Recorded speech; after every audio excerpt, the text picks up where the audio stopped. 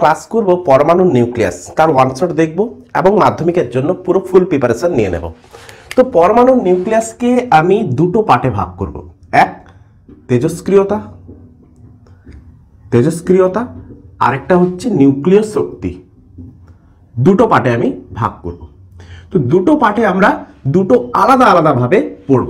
যে এখানটা আমরা শক্তি সম্পর্কীয় সমস্ত বিষয়গুলো পড়ব, আর এখানটায় তেজস্ক্রিয়তা কেন হচ্ছে, কি জন্য হচ্ছে, কিভাবে হচ্ছে, ওই সকল ঘটনাগুলো আমরা দেখব। তো ফার্স্ট আমরা দেখব কি তেজস্ক্রিয়তা। যে তেজস্ক্রিয়তা কি, দেখো ব্রহ্মাণ্ডে আমাদের প্রাকৃতিক মৌল কটা রয়েছে? 92টা। ক্লিয়ার?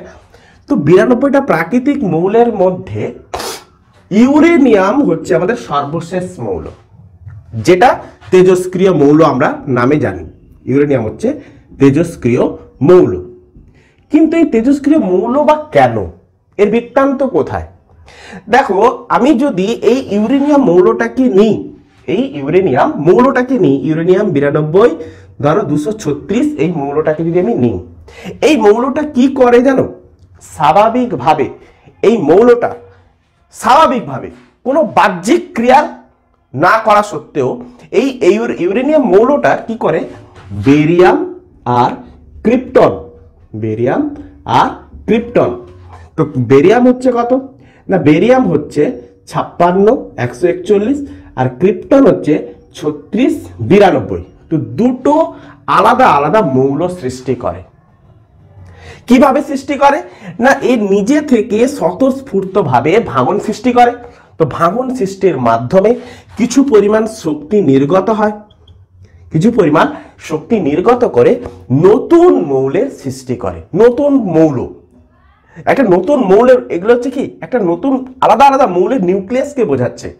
তো নতুন মৌল সৃষ্টি করছে, যে এই মৌলটার ভাঙন সৃষ্টি হয়ে নতুন মৌল সৃষ্টি করে এমন যে সকল মৌলগুলো রয়েছে এই প্রকৃতিতে, ওই মৌলগুলোকে আমরা বলবো কি? তেজস্ক্রিয় মৌল। আচ্ছা, তাহলে এই মৌলটাকে আমরা কি বললাম? তেজস্ক্রিয় মৌল। আর এই মৌলগুলোকে আমরা কি বলবো? যে এই মৌল থেকে যেহেতু সৃষ্টি হয়েছে, এই মৌল থেকে যেহেতু এই মৌলগুলো সৃষ্টি হয়েছে, তো এই মৌলগুলোকে আমরা বলবো দুহিতা মৌল। কি বলবো? দুহিতা মৌল। তো যার কাছ থেকে সৃষ্টি হয়েছে তাকে আমরা কি বলবো? জনক মৌল। তাহলে জনক মৌল শুধু বলবো না, জনক তেজস্ক্রিয় মৌল, জনক তেজস্ক্রিয় মৌল। ক্লিয়ার করা গেল? তাহলে আর এই ঘটনাটাকে আমরা কি বলবো? এই ঘটনাটাকে আমরা বলবো, এই ঘটনাকে আমরা বলবো তেজস্ক্রিয় বিঘটন।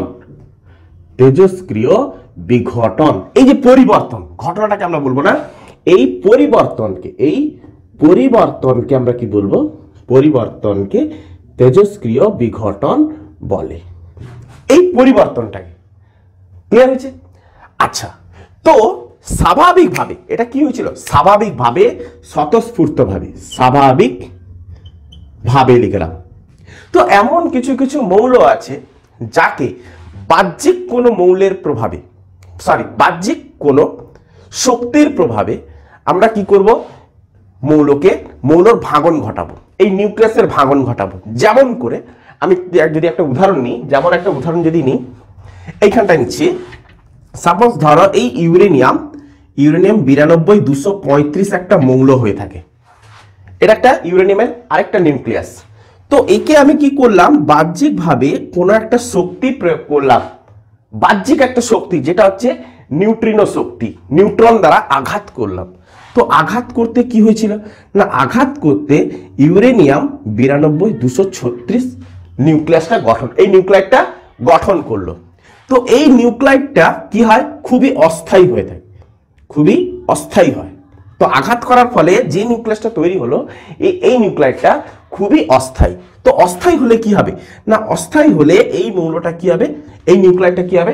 স্বতঃস্ফূর্তভাবে ভাঙন সৃষ্টি করবে, স্বতঃস্ফূর্তভাবে ভাঙন সৃষ্টি করবে, এবং তার সাথে সাথে এই নিউক্লিয়াসটা থেকে কি হবে? কিছু পরিমাণ শক্তিও নির্গত হবে। যে শক্তিগুলো নির্গত হচ্ছে, যে শক্তিগুলো যে নির্গত হচ্ছে, ওই শক্তিগুলো কেমন করে নির্গত হচ্ছে না, আলফা রশ্মি রূপে বেরিয়ে যাচ্ছে, বিটা রশ্মি রূপে বেরিয়ে যাচ্ছে, গামা রশ্মি রূপে বেরিয়ে যাচ্ছে। তো বিভিন্ন প্রকার রশ্মির মাধ্যমে কি হচ্ছে, নির্গত হয়ে যাচ্ছে। আচ্ছা, আর এই নিউক্লিয়ারটা ভাঙন ঘটে তো আলাদা আলাদা নিউক্লাইড গঠন করছে। যেমন করে ধরো আমি নিলাম, সেই একই রকম নিলাম, একটা হচ্ছে বেরিলিয়াম, আরেকটা হচ্ছে ক্রিপ্টন, হয়েছে। তো বেরিলিয়াম কত হয়ে থাকে, মানে 56, বেরিলিয়াম কত হয়ে থাকে 56, 141, আর ক্রিপ্টন কত হয়ে থাকে 36, 92। তো শক্তি উৎপন্ন করেছে, তার সাথে সাথে দুটো আলাদা নিউক্লাইডও গঠন করেছে, তাই না? তো আমি এখানটায় কি করেছি, একটা বাহ্যিক কোন একটা শক্তি প্রয়োগ করেছি। কাকে প্রয়োগ করেছিলাম, যে নিউট্রন কণা দ্বারা আমরা ইউরেনিয়ামকে কি করেছিলাম, আঘাত করিয়েছিলাম। তো আঘাত করাতে একটা অস্থায়ী ইউরেনিয়াম সৃষ্টি হয়েছে, সে কি করেছে, স্বাভাবিকভাবে এটা সৃষ্টি করেছে। তাহলে স্বাভাবিকভাবে যদি কোনো মৌলের ভাঙন ঘটে, তখন ওই মৌলটাকে আমরা কি বলবো, স্বাভাবিক তেজস্ক্রিয় মৌল বা প্রাকৃতিক তেজস্ক্রিয় মৌল। তো তখন আমরা এই মৌলটাকে বলবো প্রাকৃতিক তেজস্ক্রিয়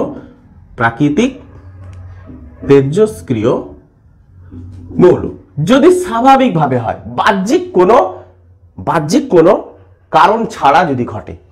আচ্ছা, এক্ষেত্রে আমরা কি দেখছিলাম, এক্ষেত্রে দেখতে পাচ্ছিলাম যে বাহ্যিক একটা কণার উপস্থিতিতে সে কি করেছিল, ভাঙন ঘটিয়েছিল। তো বাহ্যিক কণার প্রয়োগ ঘটেছিল। তো এই মৌলটাকে তখন আমি বলবো, এই মৌলটাকে কি বলবো না, কৃত্রিম তেজস্ক্রিয় মৌল। ক্লিয়ার হলো, কৃত্রিম তেজস্ক্রিয় মৌল হলো। তো তেজস্ক্রিয়তা দুভাবে আসতে পারে, একটা হচ্ছে প্রাকৃতিক বা স্বাভাবিক তেজস্ক্রিয় মৌল বলতে পারে, আরেকটা হচ্ছে কি কৃত্রিম তেজস্ক্রিয় মৌল বলতে পারে। তো আমরা যদি এর সংজ্ঞা যদি আমরা নিতে চাই, কিভাবে সংজ্ঞা নেব, দেখো কোনো তেজস্ক্রিয় মৌলকে কোনো বাহ্যিক কণার উপস্থিতিতে আঘাত করালে ওই মৌল থেকে অদৃশ্য রশ্মি, আলফা বিটা গামা রশ্মি নির্গত হচ্ছে। দেখো মাঝখানে আমরা একটা স্টেপ জাম্প করেছি, কেন না, আঘাত করাচ্ছে, সে অস্থায়ী একটা নিউক্লাইড গঠন করেছে, সে অস্থায়ী বলে সে তুরন্ত এটাকে সৃষ্টি করছে। তাহলে একটা বাহ্যিক একটা কণার উপস্থিতিতে আঘাত করলে সে কি করছে, শক্তি উৎপাদন করছে, এবং ওই শক্তির মধ্যে কি রয়েছে, আলফা বিটা গামা রশ্মি, এরকম অদৃশ্য রশ্মি সৃষ্টি করছে, এবং তার সাথে সাথে কি করছে, আরো নতুন মৌলের নিউক্লাইড গঠন করছে। এগুলো হচ্ছে কি নতুন মৌলের নিউক্লাইড। তো নতুন মৌলের নিউক্লাইড গঠন করে বা সৃষ্টি করে। তো এই রকম ঘটনাকে আমরা বলবো কি না, তেজস্ক্রিয়তা। এইরকম ঘটনাকে আমরা কি বলবো না, তেজস্ক্রিয়তা। আর যে মৌলটার উপরে আমরা আঘাত করেছিলাম তাকে আমরা বলবো তেজস্ক্রিয় মৌল। আর যে মৌলগুলো সৃষ্টি হলো বিক্রিয়ার পরে, এই তেজস্ক্রিয় বিক্রিয়ার পরে যে মৌল সৃষ্টি হলো তাকে আমরা কি বলবো, দুহিতা মৌল। ক্লিয়ার হচ্ছে? তো তেজস্ক্রিয়তার ক্ষেত্রে আমরা একটাই সংজ্ঞা আমরা পড়বো, যে তেজস্ক্রিয়তা বা একটা বৈশিষ্ট্য, মূল বৈশিষ্ট্য আমরা জানবো যে তেজস্ক্রিয়তা হচ্ছে একটি নিউক্লিয় বিক্রিয়া। তো আমি রাফ করার জন্য পেপারটা নিলাম। তো তেজস্ক্রিয়তাকে আমরা নিউক্লিয় বিক্রিয়া কেন বলবো, তেজস্ক্রিয়তাকে নিউক্লিয় বিক্রিয়া আমি কেন বলবো, তেজস্ক্রিয়তাকে নিউক্লিয় বিক্রিয়া বলার কারণ হচ্ছে, দেখো সমীকরণটাকে লক্ষ্য করো। সাপোজ ধরো এটা হচ্ছে ইউরেনিয়ামের নিউক্লিয়াস, মানলাম। তাহলে ইউরেনিয়ামের নিউক্লিয়াসের মধ্যে কি রয়েছে না, 92টা প্রোটন রয়েছে। তাহলে এমনি করে করে কটা রয়েছে না, 92টা প্রোটন রয়েছে। আচ্ছা, এই ইউরেনিয়ামের নিউক্লিয়াসের ভর সংখ্যা কত না, আমি মানলাম যে 235। কত মানলাম না, 235 না 36ই মানলাম। অস্থায়ীটা মানলাম, অস্থায়ীটাকে, কারণ এর আগের ঘটনাটা তো ঘটে গেছে। আগের ঘটনাটা কি না, ইউরেনিয়াম 92, 235কে যদি আমি একটা নিউট্রন কণা দ্বারা আঘাত করি তাহলে এই জিনিসটা ঘটে। ক্লিয়ার হচ্ছে? আচ্ছা, তো এর প্রোটন সংখ্যা হচ্ছে কত না, 92। আচ্ছা, এই মৌলটা এবারে কি হলো, যে নতুন মৌলটা সৃষ্টি করছে, এর প্রোটন সংখ্যা আমি নিচে লিখেও রাখলাম 92। যে নতুন মৌলটা সৃষ্টি করছে সেই নতুন মৌলটা হচ্ছে কি, একটা হচ্ছে বেরিলিয়াম, আরেকটা হচ্ছে ক্রিপ্টন। তাহলে বেরিলিয়ামেরও নিউক্লিয়াস রয়েছে, ক্রিপ্টনেরও নিউক্লিয়াস রয়েছে।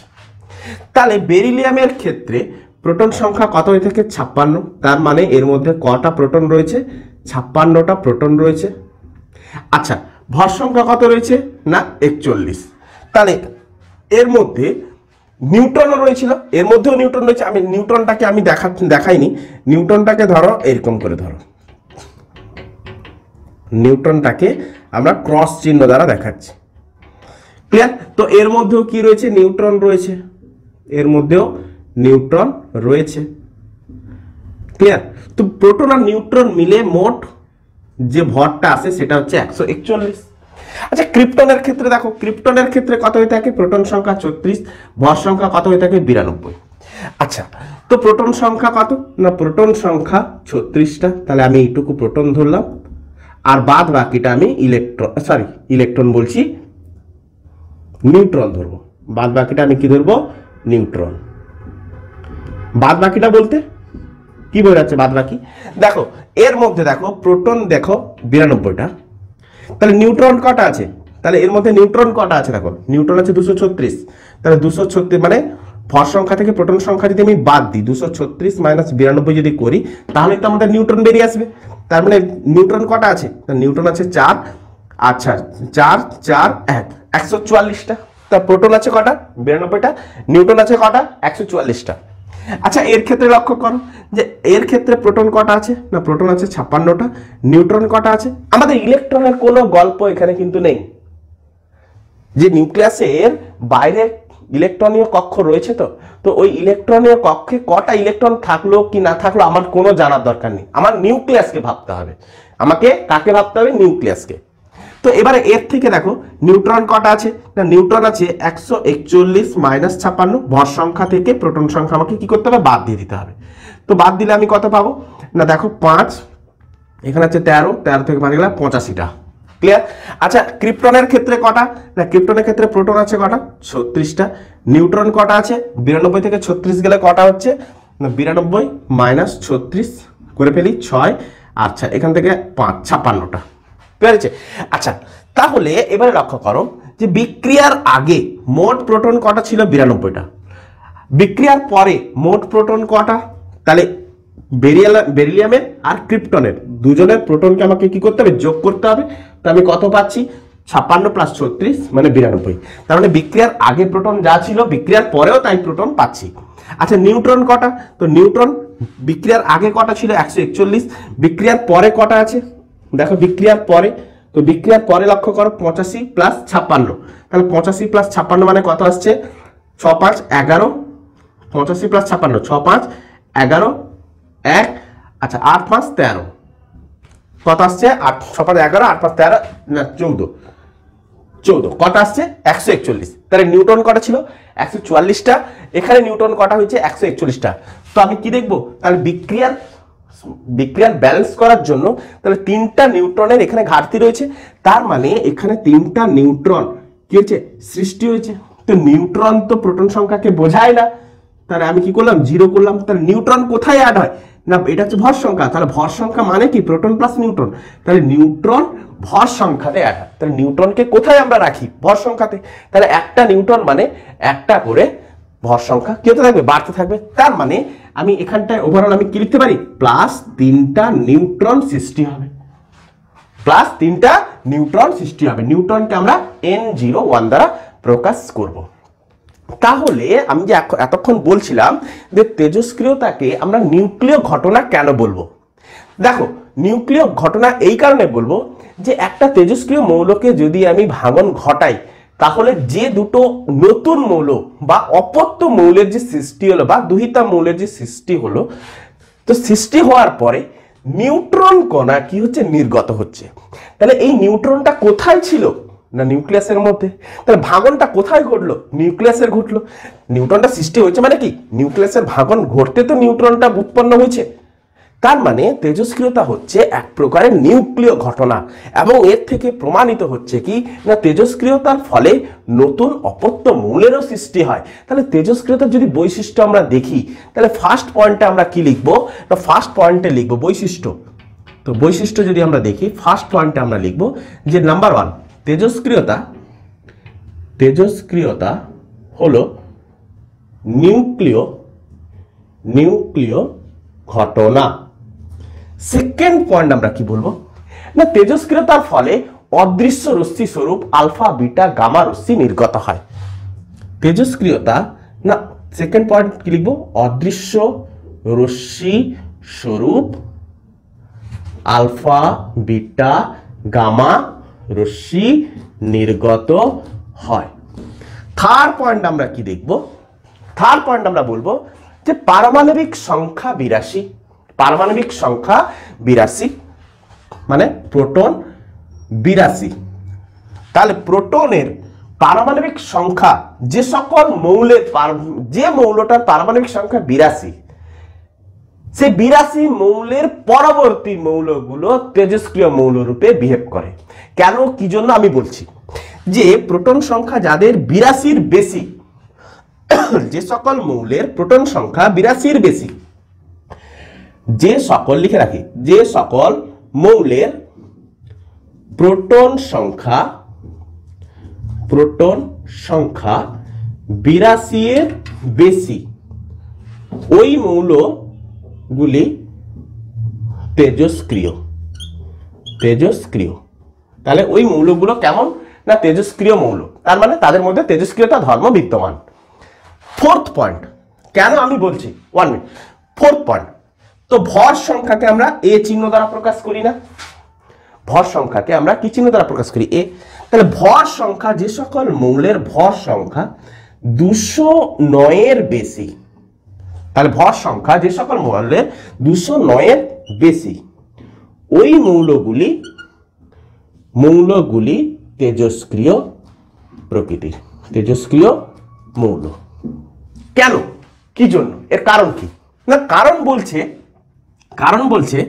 কি, কারণ বলছে, সাপোজ ধরো, কারণ আমি এইখানটা পাশে আমি দেখাতে চাই, কারণ বলছে যে নিউট্রন বাই প্রোটনের অনুপাতটা, নিউট্রন বাই প্রোটনের অনুপাত 1.5 গুণ এর বেশি হতে হবে। তাহলে নিউট্রন বাই প্রোটনের অনুপাত 1.5 গুণের বেশি হওয়া মানে কি, দেখো আমি যদি ইউরেনিয়ামটাকে যদি ধরতাম, তাহলে এর ক্ষেত্রে প্রোটন কটা, এর ক্ষেত্রে প্রোটন আসছে 92টা, নিউট্রন কটা 141টা, নিউট্রন কটা 141টা। তো চেক করো যে নিউট্রন বাই প্রোটন যদি আমি এদের করি, নিউট্রন বাই প্রোটন যদি আমি করি, তাহলে 1.5-এর থেকে বেশি হচ্ছে না কম হচ্ছে। চলো ভাগই করো, নিউট্রন বাই প্রোটনের ভাগই করো। একটা উদাহরণ নাও, চলো দেখো 141কে আমি কি করলাম, 92 দ্বারা ভাগ করলাম, তো 92 একে 92 ডিভাইড, তাহলে এটা কত আসছে 9, এটা কত আসছে, এটা কত আসছে, কত আসছে, কত আসছে, কত আসছে, আচ্ছা এটা 13, 13 থেকে 4 গেলে 4, দশমিক ফেললাম 0। এরপরে দেখো 5-এ আমি গুণ করছি, 5-এ 5 দুনে 10, 1 9 5 45 46, 7 দিয়ে করলে হবে না, তাহলে 5-এ করলাম, 5-এ, তাহলে 5-এ করলে 460, ক্লিয়ার, তাহলে 0, এটা হচ্ছে 3, দশমিক ফেলে আবার 0। এরপরে আমি কত দিয়ে করবো না, এরপরে আমি করছি ধরো 3 দিয়ে, তাহলে 3 দুনে 6, 9 3 27, তাহলে কত আসছে 276, কত আসছে 276। তাহলে দেখো 1.56, তার মানে 1.5-এর তুলনায় এর n/p এর ভ্যালুটা কত আসছে 1.56, তাহলে 1.5-এর তুলনায় কি আসছে, বেশি আসছে। তাহলে বেশি আসা মাত্রেই যাদের ক্ষেত্রে নিউট্রন বাই প্রোটনের অনুপাত 1.5-এর থেকে বেশি হবে তাই হবে তেজস্ক্রিয়। তার মানে ইউরেনিয়াম হচ্ছে এক্ষেত্রে তেজস্ক্রিয় মৌল। কেন, বোঝা গেল তো, যাদের ক্ষেত্রে নিউট্রন বাই প্রোটনের অনুপাত 1.5-এর থেকে বেশি। তো স্বাভাবিকভাবে দেখা গেছে যে সকল মৌলগুলোর পারমাণবিক সংখ্যা 82, তাদের পরবর্তী মৌলগুলো যাদের 83 84 85 86 পরবর্তী মৌলগুলোর কথার ক্ষেত্রে বলছি, তো তাদের ভর সংখ্যাও তেমন করে কি হতে আছে, বেশি হতে আছে। তো ভর সংখ্যা যদি বেশি হয়, তাদের নিউট্রন বাই প্রোটনের অনুপাত করে দেখা গেছে কি না 1.5-এর থেকে বেশি হয়ে যাচ্ছে। তার মানে ওই সকল মৌলগুলো তেজস্ক্রিয় মৌলের মতো আচরণ করছে।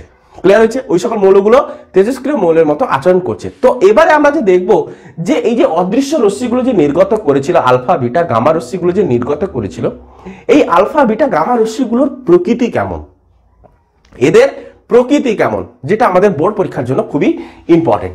যে এবারে আমরা দেখবো আলফা বিটা গামা রশ্মি, এই যে অদৃশ্য রশ্মিগুলো তেজস্ক্রিয় মৌলগুলো যে এই যে অদৃশ্য রশ্মিগুলো যে নির্গত করছে, এদের প্রকৃতি কেমন, এরা প্রকৃতিতে কেমন ভাবে আচরণ করে থাকে।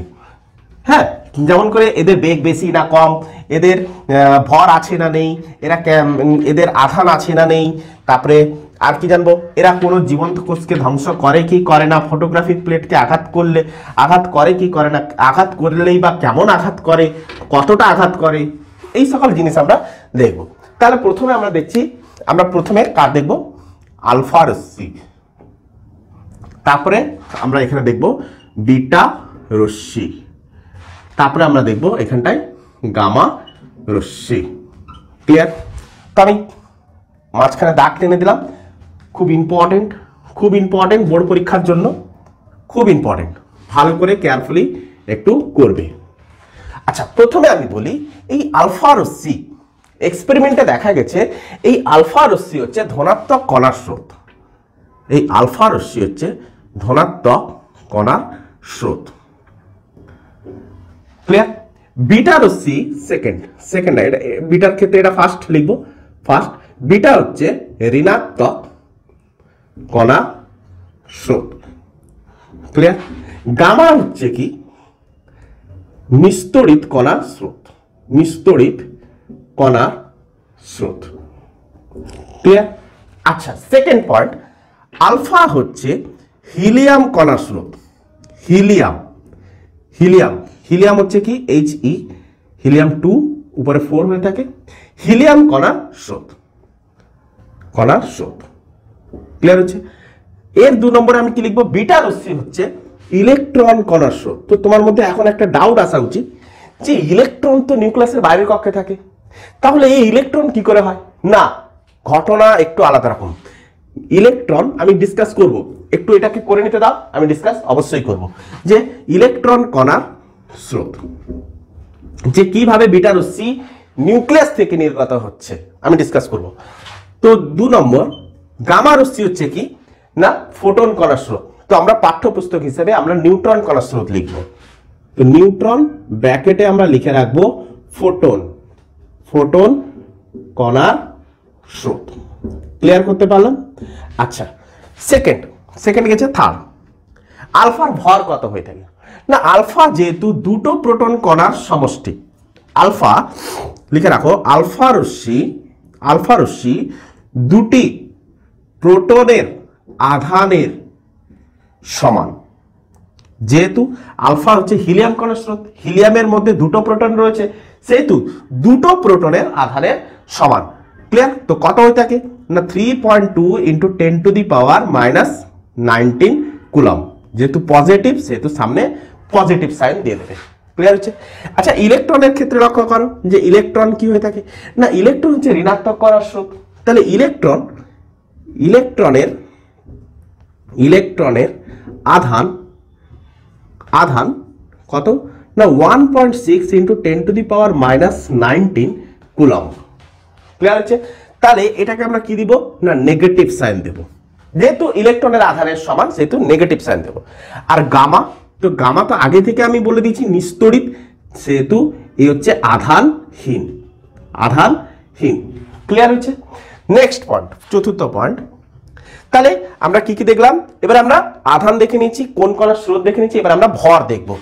আলফার ভর কত হয়ে থাকে না, ভর, আলফার ভর সমান 4.0, 4 পয়েন্ট লেখা দরকার নেই, লিখবে 1.6 × 10⁻⁻24 কেজি × 4, একে গুণ করলে যা হয়, কেন না ভর সংখ্যা হচ্ছে কত 4, হিলিয়ামের ভর সংখ্যা কত 4, মানে এক একটার ভর কত হয়ে থাকে 1.6 × 10⁻⁻24, এক একটা প্রোটন আর নিউট্রনের ভর কত হয়ে থাকে এইটা, তাহলে 4টার ক্ষেত্রে কত হবে × 4, তাহলে এত কি পাবো, এত কেজি। ক্লিয়ার হচ্ছে? আচ্ছা, ইলেকট্রনের ভর যা বিটা রশ্মির ভর তাই, ইলেকট্রনের ভর কত না 9.11 × 10⁻⁻31 কেজি। ক্লিয়ার হচ্ছে? আর নিউট্রন হচ্ছে কি 4 নম্বর, নিউটন হচ্ছে কি ভরহীন, নিউটন হচ্ছে কি ভরহীন। ক্লিয়ার হচ্ছে? নেক্সট 5 নম্বর, আলফা রশ্মি যেহেতু বেশি ভরযুক্ত সেহেতু তার বেগটাও কম। তাহলে আলফার বেগ কত না, আলোর বেগের 10%, তাহলে আলোর যাবে তার 10%, বিটার কত না 90%। 5 নম্বর, বিটা রশ্মির আলোর বেগের 90%, লিখো আলোর বেগের 90%। গামা রশ্মির বেগ কত হয়ে থাকে না আলোর বেগের সমান 3 × 10⁸ মিটার পার।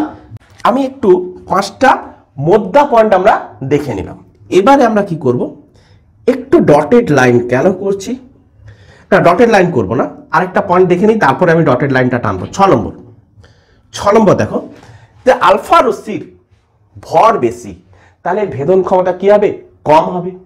তাহলে ভেদন ক্ষমতা কত হবে না, ভেদন ক্ষমতা হচ্ছে 0.001 এত সেন্টিমিটার পুরু অ্যালুমিনিয়াম পাত ভেদ করে। ক্লিয়ার? যেহেতু ভর বেশি তার ভেদন ক্ষমতাও কি হতে থাকবে, কম হতে থাকবে। দেখো 0.001 সেন্টিমিটার পুরু, তার কমটা বুঝবো কি করে, বিটাটা না দেখলে। 6 নম্বর দেখো বিটা রশ্মি কতটা অ্যালুমিনিয়াম পাতকে ভেদ করতে পারে। দেখো আলফা যদি এইরকম একটা সরু একটা অ্যালুমিনিয়াম পাতকে ভেদ করতে পারে, বিটা রশ্মি কি করছে দেখো, বিটা রশ্মি 1 সেন্টিমিটার পুরু। তাহলে 1 সেন্টিমিটার হচ্ছে কি, মানে 1 সেন্টিমিটারকে 1000 দিয়ে ভাগ করতে আমি 0.001 পেয়েছি, তাহলে কতটা পাতলা। আচ্ছা বিটা রশ্মি কি দেখতে পাচ্ছি, 1 সেন্টিমিটার পুরু অ্যালুমিনিয়াম পাত ভেদ করে। ক্লিয়ার? নেক্সট 6 নম্বর পয়েন্ট, গামা রশ্মির বেগ যেহেতু সব থেকে বেশি, সেহেতু গামা রশ্মি সব থেকে বড় মোটা অ্যালুমিনিয়াম পাত ভেদ করছে। কত না দেখো 100 সেন্টিমিটার পুরু অ্যালুমিনিয়াম পাত ভেদ করে। ক্লিয়ার? তাহলে এগুলো হচ্ছে কি তাদের পার্থক্য। সব থেকে বেশি ভেদ করলো কে, গামা রশ্মি। কেন? সে ভরহীন। আচ্ছা তারপরে কে ভেদ করেছে না বিটা রশ্মি, তার থেকে একটু কম ভরের, এর সব থেকে বেশি ভরের, সেই জন্য এর ভেদন ক্ষমতা কম। তাহলে এর বেশি ভরের হওয়ার জন্য এর বেগটাও কম, 10% আলোর বেগের 10%, আলোর বেগের 90%, আলোর বেগের 100%, মানে আলোর বেগের সমান। ক্লিয়ার হচ্ছে? আচ্ছা এবার আমরা যেটা দেখব এদের সিমিলারিটি, এগুলো সব আমরা কি দেখেছিলাম, এদের সব পার্থক্য দেখেছিলাম, ডিফারেন্স দেখেছিলাম। এবারে যেটা আমরা দেখব এও যা করে এও তাই করে। ক্লিয়ার হচ্ছে? তাহলে এইটুকু তোলা হয়েছে, তাহলে তুলে নিলে আমি কিন্তু এবারে রাফ করে দেব। তো আমি একটু ছোট ছোট করে লিখি এখানটায়, 7 নম্বর রাফ করছি না। 7 নম্বর দেখো আলফার যেহেতু আধান বেশি সেহেতু এবং কার্যকারিতা বেশি হবে এবং এর বেগও কম, তাহলে কোনো একটা কোষের মধ্য দিক দিয়ে যখন আলফা রশ্মি যাচ্ছে, যেহেতু এর বেগ কম, তাহলে ওই কোষের সাথে সব থেকে বেশিক্ষণ স্টে করে যাচ্ছে। এর বেগ বেশি হওয়ার জন্য ওই কোষের সাথে সব থেকে কম সময় স্টে করছে। আচ্ছা কোষের সাথে কন্টাক্টে কতক্ষণ থাকছে, গামা সব থেকে কম, আলফা সব থেকে বেশি, বিটা মাঝারি, তাই না? কারণ এর বেগটা কম হওয়ার জন্য ওই কোষটার সাথে সব থেকে বেশিক্ষণ কি করবে, স্টে করবে, তাই না? তাহলে কোষকে ধ্বংস করার ক্ষমতা সব থেকে বেশি কার, আলফা। যে যতক্ষণ বেশি স্টে করবে সে তত বেশি কি করতে পারবে, ধ্বংস করতে পারবে। তাহলে আমরা যদি একটা পয়েন্ট লিখি যে জীবন্ত কোষ নষ্ট করা, তাহলে জীবন্ত কোষ ধ্বংস সব থেকে বেশি কার না, সব থেকে বেশি হচ্ছে আলফা। তারপরে কার না বিটা, কারণ আলফার থেকে বিটার একটু বেগ বেশি, গামার সব থেকে বেশি, তো গামার ধ্বংস করার প্রবণতাও কি থাকবে, খুব কম। আচ্ছা নেক্সট পয়েন্ট, তো আমি এখানে জায়গা নেই, আমি নেক্সট পয়েন্ট লিখছি। তো ফটোগ্রাফিক প্লেট, আমরা যে এক্স রে করে থাকি ফটোগ্রাফিক প্লেট, ওই ফটোগ্রাফিক প্লেটের সাথে কন্টাক্টে সব থেকে বেশিক্ষণ কে থাকবে, আলফা রশ্মি। তার মানে বিটা সব থেকে কম থাকবে, কেন না তার বেগ সব থেকে বেশি হওয়ার জন্য সে কন্টাক্ট টাইমটা খুব কম পাবে। তাহলে ফটোগ্রাফিক প্লেটকে ধ্বংস করা, ফটোগ্রাফিক প্লেট ধ্বংস সব থেকে বেশি কে করবে না, তাও আলফা সব থেকে বেশি, বিটা তারপরে গামা আরো কম, সব থেকে কম সময় ধরে স্টে করবে। তাহলে সবাই করছে, কিন্তু কে বেশি করছে কে বা কম করছে। আচ্ছা এখান থেকে ভর যদি আমি দেখতাম তাহলে সব থেকে বেশি ভরের কি হতো না আলফা সব থেকে বেশি ভরের হতো, তারপরে বিটা হতো, তারপরে কি হতো গামা। বেগ যদি আমরা দেখতাম সব থেকে বেশি আলফার হচ্ছে সব থেকে কম, তার থেকে বেশি হচ্ছে বিটা, সব থেকে বেশি হচ্ছে গামা। আচ্ছা ভেদন ক্ষমতা যদি আমি দেখি সব থেকে বেশি হচ্ছে গামা, তারপর হচ্ছে বিটা, তারপর হচ্ছে আলফা। তাহলে আলফার সব থেকে কম, তার থেকে বেশি বিটা, সব থেকে বেশি হচ্ছে গামা। সিকোয়েন্স বোঝা যাচ্ছে, ক্লিয়ার হচ্ছে? আচ্ছা তো এই ছিল এদের পার্থক্য। তো আমি একটাই কথা এখানটায় বলবো যে আলফা রশ্মি যেহেতু হিলিয়াম কণার স্রোত সেহেতু আলফাকে আমরা He24 দ্বারা প্রকাশ করব, বিটা রশ্মিকে আমরা ইলেকট্রন কণা দ্বারা প্রকাশ করব, কিন্তু ইলেকট্রন E10 দ্বারা প্রকাশ করব। কেন করব, কি জন্য করব আমি ডিসকাস করব। আর গামা রশ্মিকে আমরা নিউট্রন দ্বারা প্রকাশ করব, কিন্তু নিউট্রন প্রোটন সংখ্যাকে বোঝায় না, কেবলমাত্র ভর সংখ্যাকে বোঝায়, সেহেতু আমরা N01 দ্বারা প্রকাশ করব। কিন্তু বিটা তো ভর সংখ্যাকে তো বোঝাচ্ছেই না, কিন্তু প্রোটনকে কি করে বোঝাচ্ছে সেইটা একটু দেখে নেওয়া যাক। চলো সেটা একটু তাহলে এই পার্থক্যটা ক্লিয়ার হলো। এবারে আমরা দেখব যে আলফা রশ্মি, বিটা রশ্মি আর গামা রশ্মি এদের বিহেভটা কি। তো বিজ্ঞানী সডি ও ফাজান তো উনাদের সূত্র তেজস্ক্রিয় বিঘটনের যে সূত্র উনারা যে দিয়েছিলেন, তো ওই সূত্র দুটো কি ছিল? দুটো সূত্র ছিল, তিনটা সূত্র ছিল না, গামার জন্য কোনো সূত্র ছিল না। তো আমরা বলবো এই ক্লাসেই বলবো। তো একবার দেখে নাও, পুরো একদম রেডি হয়ে যাও, মন দিয়ে একবার দেখে নাও, রেডি হয়ে যাও, পরীক্ষার জন্য রেডি হয়ে যাও। ক্লিয়ার? আচ্ছা তো আমরা ফার্স্টে আমরা বলবো যে সডি আর ফাজান সূত্র, সডি ফাজান সূত্র, এগুলোকে বলা হয় কি সডি ফাজানের সূত্র। তো ওনার প্রথম সূত্র কি হয়েছিল না আলফা বিঘটন। তো আলফা বিঘটন কি বলছে যে কোনো একটা মৌল এ, তাহলে ওই মৌলের পারমাণবিক মানে পারমাণবিক সংখ্যা রয়েছে আর ভর সংখ্যা রয়েছে। একটা মৌলকে আমি ধরলাম ধরো এক্স, তাহলে ওই মৌলের পারমাণবিক সংখ্যা রয়েছে আর ভর সংখ্যা রয়েছে। ভর সংখ্যাকে আমরা অলওয়েজ এ দ্বারা প্রকাশ করি।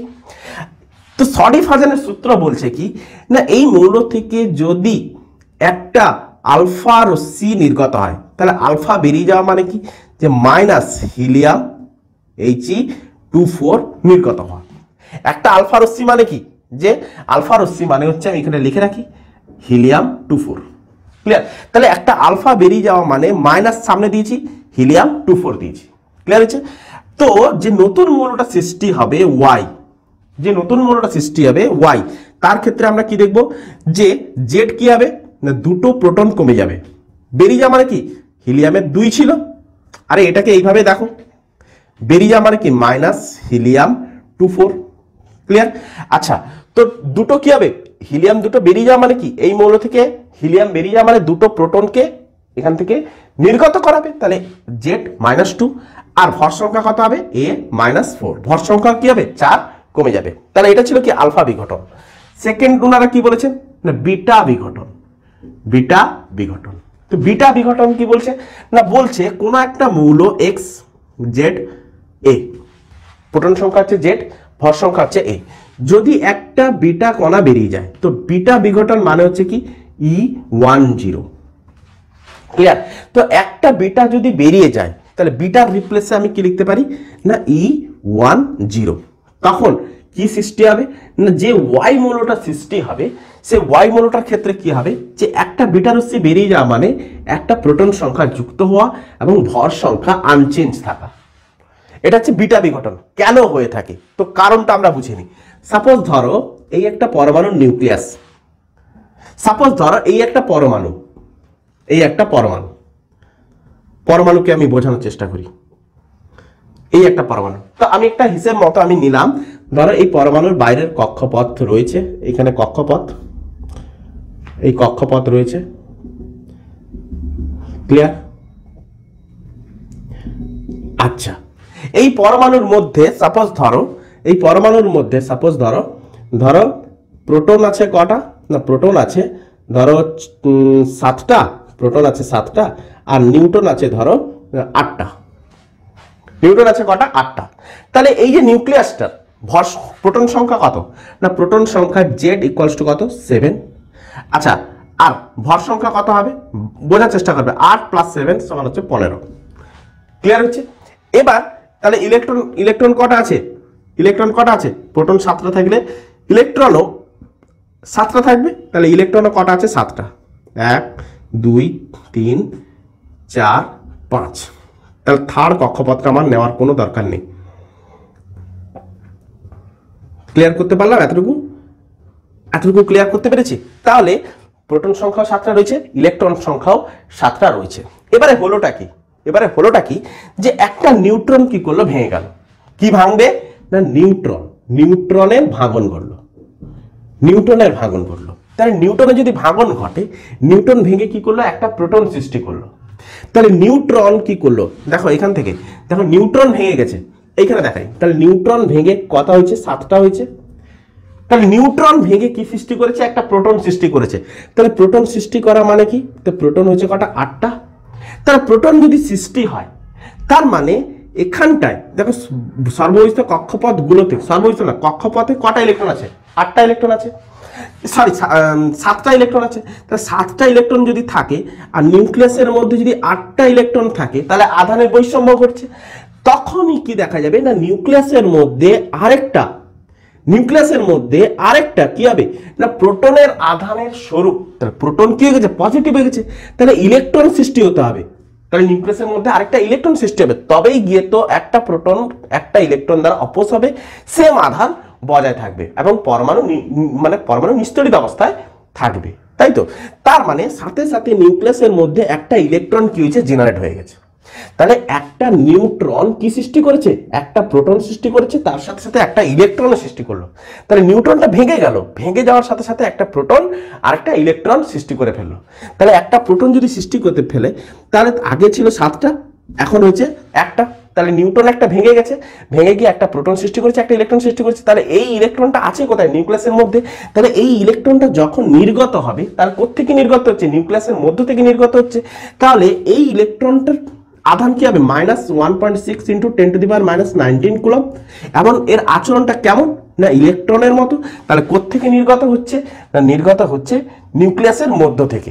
তাহলে নিউক্লিয়াসের মধ্য থেকে নির্গত হচ্ছে ঠিক, তাহলে নির্গত হওয়ার সাথে সাথে দেখো একটা প্রোটনও কি হচ্ছে বেড়ে গেছে।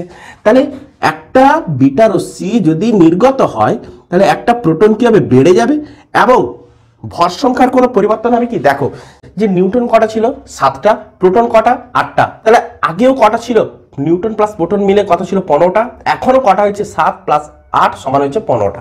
তাহলে ভর সংখ্যার কোনো পরিবর্তন ঘটছে না, তো ভর সংখ্যা অ্যাজ ইট ইজ আগে যা ছিল এখনো আমি তাই রেখে দিয়েছি। তো প্রোটন সংখ্যা যেহেতু 1 বৃদ্ধি পেয়েছে যে একটা বিটা রশ্মি নির্গমন মানে ইলেকট্রনের মতো একটা কণা নিউক্লিয়াসের মধ্য থেকে বেরিয়ে যাচ্ছে যে ইলেকট্রনের আধানের মতোই একটা কণা নিউক্লিয়াসের মধ্য থেকে বেরিয়েছে। সেহেতু দেখতে পাচ্ছি কি ঘটনা কি দেখাচ্ছে কি না একটা প্রোটন কি হচ্ছে বৃদ্ধি পাচ্ছে। তাহলে আগে যা প্রোটন ছিল এখন একটা প্রোটন কি হবে বৃদ্ধি পাবে। ক্লিয়ার? তাহলে বিটা বিঘটন মানে যে একটা ইলেকট্রনের মতো একটা কণা নিউক্লিয়াসের মধ্য থেকে বেরিয়ে যাচ্ছে এবং একটা প্রোটন বৃদ্ধি পাচ্ছে। তাহলে এই ঘটনাটাকে ভালো করে খেয়াল রাখো যে একটা বিটা বেরিয়ে যাওয়া মানে একটা প্রোটন কি হয়ে যাওয়া বৃদ্ধি পাওয়া, ভর সংখ্যার কোনো পরিবর্তন নয়। তো এর অল্টারনেটিভটা যদি আমরা দেখতাম কি দেখতাম এর অল্টারনেটিভটা যদি এই এক্স মৌল থেকে যদি একটা বিটা কণা যদি যুক্ত হতো মানে E10 একটা বিটা রশ্মি যদি বা বিটা কণা যদি যুক্ত হতো তাহলে আমরা কি বলতাম যে ওয়াই মৌলটা যদি তৈরি হতো সেই ওয়াই মৌলটার ক্ষেত্রে কি হতো যেমন করে বেরিয়ে যাওয়ার ক্ষেত্রে একটা প্রোটন সংখ্যা যুক্ত হয়েছিল, যুক্ত হওয়ার ক্ষেত্রে একটা প্রোটন সংখ্যা কি হবে হ্রাস পাবে, কিন্তু ভর সংখ্যার কোনো পরিবর্তন ঘটবে না। এর ক্ষেত্রে আলফা বিঘটনের ক্ষেত্রে যদি একটা হিলিয়াম কণা যুক্ত হতো একটা হিলিয়াম কণা বা আলফা রশ্মি যদি যুক্ত হতো তাহলে আমরা কি দেখতাম যে ওয়াই মৌলটা যেটা তৈরি হচ্ছে এর ক্ষেত্রে সরাসরি কি হয়ে যাবে যুক্ত হয়ে যাবে Z+2 আর A+4 এর ক্ষেত্রে কি হবে সরাসরি যুক্ত হয়ে যাবে। তাহলে আলফার ক্ষেত্রে যে বেরিয়ে গেলে বেরিয়ে যাচ্ছে যুক্ত হলে যুক্ত হচ্ছে, কিন্তু বিটার ক্ষেত্রে উল্টো, বেরিয়ে গেলে মনে হবে যুক্ত হচ্ছে, যুক্ত হলে মনে করবে বেরিয়ে যাচ্ছে। ক্লিয়ার? আচ্ছা নেক্সট আসছে আমরা গামা বিঘটন বলবো না, কি বলবো, গামা ক্ষয় বলবো বা গামা নিঃসরণ বলবো। গামা ক্ষয় সব থেকে বেটার, গামা ক্ষয়। তো এই গামা ক্ষয়টাকে আমরা নিউট্রন বলে কিন্তু আমরা বলবো না। সরি ফাজান যেটা বলেছিলেন যে কোন একটা তেজস্ক্রিয় মৌল, কোন একটা তেজস্ক্রিয় মৌল, তাহলে এই তেজস্ক্রিয় মৌল কি হয় না, তেজস্ক্রিয় মৌলটা তো স্বাভাবিক অবস্থায় তো নেই। তেজস্ক্রিয় মৌলটা যখন, দেখো ভালো করে ভেবে দেখো, যে তেজস্ক্রিয় মৌলটাকে যখন আলাদা একটা কণা দ্বারা আমি যখন আঘাত করেছিলাম, সে কি হয়েছিল, অস্থায়ী একটা তেজস্ক্রিয় মৌলে পরিণত হয়েছিল। প্রথম দিকে লক্ষ্য করো যে অস্থায়ী একটা তেজস্ক্রিয় মৌলে পরিণত হওয়ার পরে সে কি করেছিল, যে অপত্য দুটো নিউক্লাইড গঠন করেছিল, দুটো আলাদা আলাদা মৌলের নিউক্লাইড গঠন করেছিল, তার সাথে শক্তি উৎপন্ন করেছিল। কেন করেছিল না, সে স্বাভাবিক অবস্থায় আসতে চেয়েছিল। তাহলে এখানটায় যদি কোনো তেজস্ক্রিয় মৌল এক্স এই তেজস্ক্রিয় মৌলটা যখন অস্থায়ী অবস্থায় থাকবে, যখন অস্থায়ী অবস্থায় থাকবে, তো তখন কি করবে, এ স্টেবল ভাবে আসার জন্য, স্টেবল করার জন্য, নিজেকে স্টেবল করার জন্য এই এক্স মৌলটা তখন কি করবে না, কিছু পরিমাণ শক্তি নির্গত করবে। এই এক্স মৌলটা, যে এই তেজস্ক্রিয় মৌলটা কিছু পরিমাণ শক্তি নির্গত করে কি হবে, অস্থায়ী অবস্থায় ছিল, এখন স্টেবল মানে স্থায়ী অবস্থায় ফিরে আসবে বা স্বাভাবিক অবস্থায় ফিরে আসবে। তার জন্য কি করে, কিছু পরিমাণ শক্তি নির্গত করে। তাহলে এই শক্তিটা পরিমাণ কত হয়ে থাকে না, এইচ নিউ। এইচ হচ্ছে প্ল্যাঙ্ক কনস্ট্যান্ট, আর নিউ হচ্ছে যে রশ্মিটা নির্গত হচ্ছে তার কম্পাঙ্ক। এই শক্তিটার মান কোন কার মানের সাথে সমান হয়ে থাকে না, ফোটন কণার শক্তির সমান হয়ে থাকে, শক্তির সমান। এই এইচ নিউর মানটা ক্লিয়ার হচ্ছে, যে এই এইচ নিউর মানটা ফোটন কণার শক্তির সমান হয়ে থাকে। তো আমরা কিছুক্ষণ আগে লিখলাম যে ফোটন কণার শক্তির মান কত হয়ে থাকে, প্রায় আমরা ধরে নেব যে নিউট্রন কণার শক্তির মতোই। আমরা প্রায় ধরে নেব যে নিউট্রন কণার শক্তি স্বরূপ। তো এই জন্যই এই গামা ক্ষয়টাকে বলা হয় কি, এই জন্যই গামা ক্ষয়কে বলা হয় কি, নিউট্রনের নিঃসরণ। কিন্তু অ্যাকচুয়ালি নিউটনের নিঃসরণ ফিঃসরণ কিন্তু এটা নয়। তাহলে ঘটনাক্রমে যদি আমরা একে দেখি, তাহলে ঘটনাক্রমে যদি আমরা এর ইকুয়েশন যদি দেখি, তাহলে আমরা কি দেখব, যেটা আলফা বিঘটন, এটা বিটা বিঘটন, এটা হচ্ছে গামা ক্ষয়। তাহলে গামা ক্ষয়টাকে আমরা একটু ব্যাখ্যা দেব। কি আগে গোটাটা লিখি, নাহলে তোমরা কিন্তু এটাকে ভুল বুঝবে। গামা ক্ষয়ের ব্যাখ্যা, তো ব্যাখ্যা যদি দিতে হয় তাহলে কোনো একটা মৌল এক্স, তার পারমাণবিক সংখ্যা আছে জেড, ভর সংখ্যা আছে এ ধরলাম। তাহলে এই মৌলের সাথে যদি একটা নিউট্রন কণা যদি আমরা যুক্ত করি, তার মানে আমরা কি দেখি, যে নিউট্রন কণা যুক্ত করা মানে এইচ নিউ পরিমাণ, এটা হচ্ছে এইচ নিউ, এইচ হচ্ছে প্ল্যাঙ্ক কনস্ট্যান্ট, আছে নিউ হচ্ছে কম্পাঙ্ক। তো এইচ নিউ পরিমাণ শক্তি আমি কি করেছি, তার সাথে যুক্ত করেছি। তাহলে যুক্ত করা মানে আমি তখনই বুঝে নিয়েছি এটা একটা নিউট্রন কণার স্বরূপ, একটা আধান যুক্ত হচ্ছে। তাহলে নিউট্রন কণাকে আমরা ডেডিকেট করব N01 দ্বারা। ক্লিয়ার হচ্ছে? তো যুক্ত করা মাত্রেই আমরা কি দেখব, যে নতুন অপত্য মৌলটা যেটা সৃষ্টি করবে, তার ক্ষেত্রে দেখো এর ভর সংখ্যার কি হবে না, 1 বৃদ্ধি পাবে। তাহলে ভর সংখ্যা আগে ছিল কত, a, তাহলে 1 বৃদ্ধি পাবে, আর প্রোটন সংখ্যার কোনো পরিবর্তন হবে না। ব্যালেন্স লক্ষ্য করো, z + 0 = z, a + 1 = a + 1।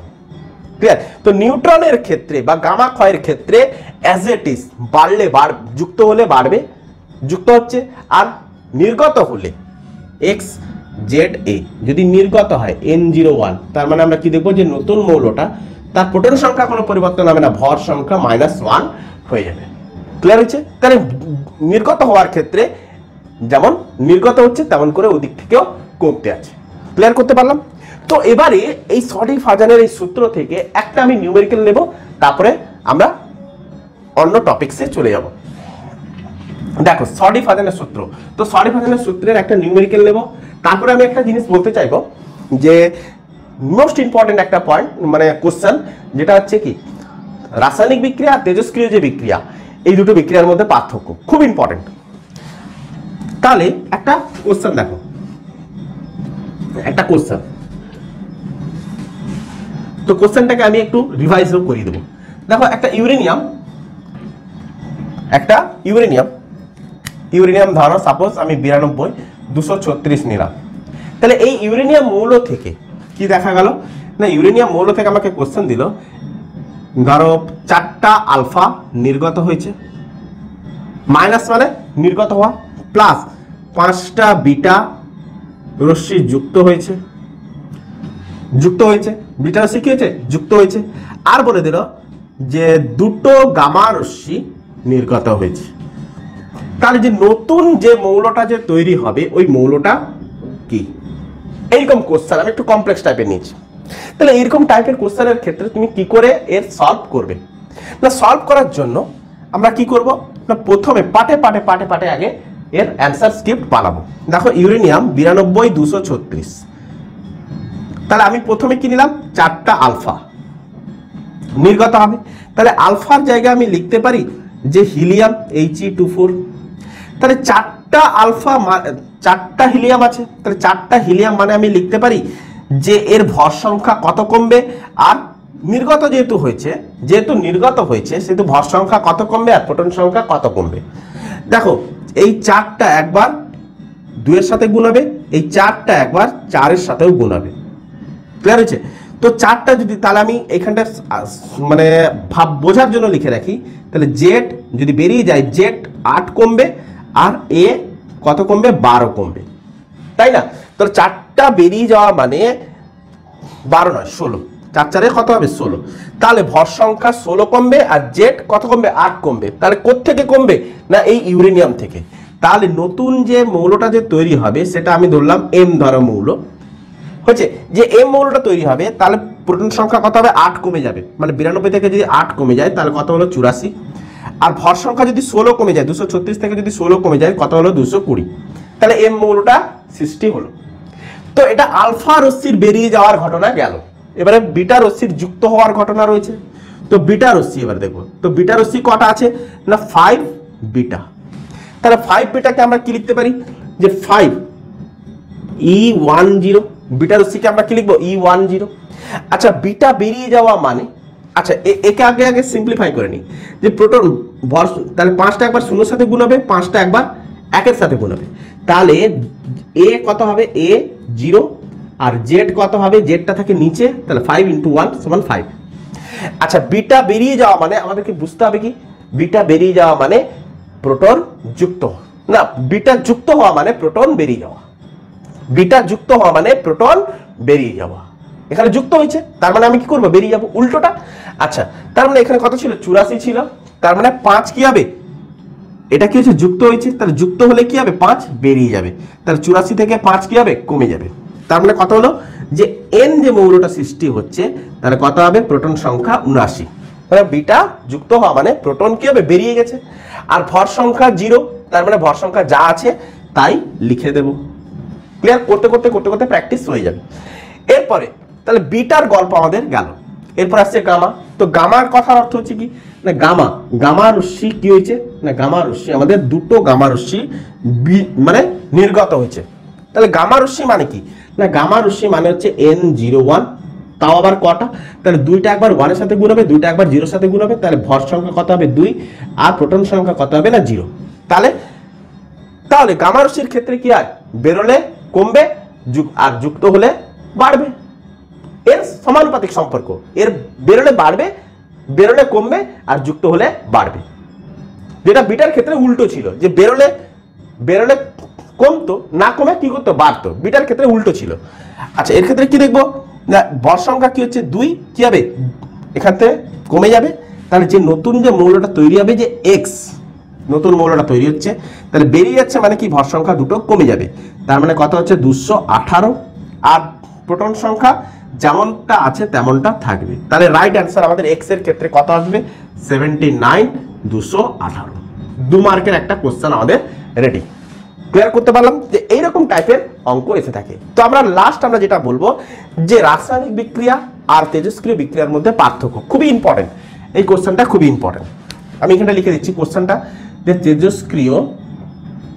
তেজস্ক্রিয় বিক্রিয়া ও রাসায়নিক বিক্রিয়া এদের পার্থক্য। ক্লিয়ার? তো এদের পার্থক্য আমরা কি করব, দেখো তেজস্ক্রিয় বিক্রিয়া হচ্ছে একটা নিউক্লিয় বিক্রিয়া। 2 মার্কের এসে থাকে, দুটো মোটা পয়েন্ট নেবে, বেরিয়ে যাও। তেজস্ক্রিয় বিক্রিয়া হচ্ছে একটা নিউক্লিয় বিক্রিয়া। রাসায়নিক বিক্রিয়া হচ্ছে কি? রাসায়নিক বিক্রিয়া হচ্ছে একটা ইলেকট্রনের বিক্রিয়া। বাইরের কক্ষের কেবলমাত্র ইলেকট্রনগুলোই ভূমিকা পালন করে। তেজস্ক্রিয় বিক্রিয়ায় আয়ন সৃষ্টি হয় না, রাসায়নিক বিক্রিয়ায় আয়ন সৃষ্টি হয়। তেজস্ক্রিয় বিক্রিয়ায় নতুন মৌলের সৃষ্টি হয়, দেখতে পাচ্ছিলাম নতুন মৌলের সৃষ্টি হচ্ছিল।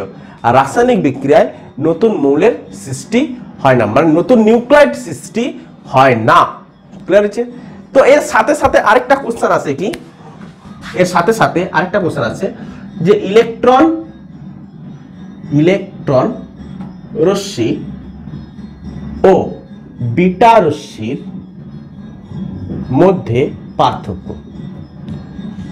ইলেকট্রন রশ্মি আর বিটা রশ্মি। দেখো ইলেকট্রন রশ্মিটা কি? দেখো ইলেকট্রন রশ্মিটা হচ্ছে কি না, নিউক্লিয়াসের সর্ববহিস্থ কক্ষপথে যে রশ্মি নির্গত হয়, যে ইলেকট্রনকে নিঃসরণ করার ফলে যে রশ্মি নির্গত হয় তাকে আমরা বলবো ইলেকট্রন রশ্মি। আর বিটা রশ্মি হচ্ছে কি না, নিউক্লিয়াসের মধ্য থেকে যে রশ্মি, অদৃশ্য রশ্মি নির্গত হয় তাকে আমরা বলবো কি বিটা রশ্মি। যে ইলেকট্রন নির্গমনের ফলে নতুন নিউক্লিয়াসের গঠন হয় না, নতুন নিউক্লিয়াসের সৃষ্টি হয় না। বিটা রশ্মি নির্গমনের ফলে নতুন অপত্য নিউক্লিয়াসের সৃষ্টি হয়। ক্লিয়ার করা গেল? তাহলে এই দুটো মোদ্দা পয়েন্ট লিখবে, বেরিয়ে যাবে। তাহলে আমাদের প্রথম পার্ট যেটা ছিল তেজস্ক্রিয়তা, তো তেজস্ক্রিয়তা আলটিমেট এইখানটা আমি শেষ করছি। এরপর আমরা বলবো নিউক্লিয় শক্তি। যে নিউক্লিয় শক্তিটা কি? নিউক্লিয় শক্তি মানে কি?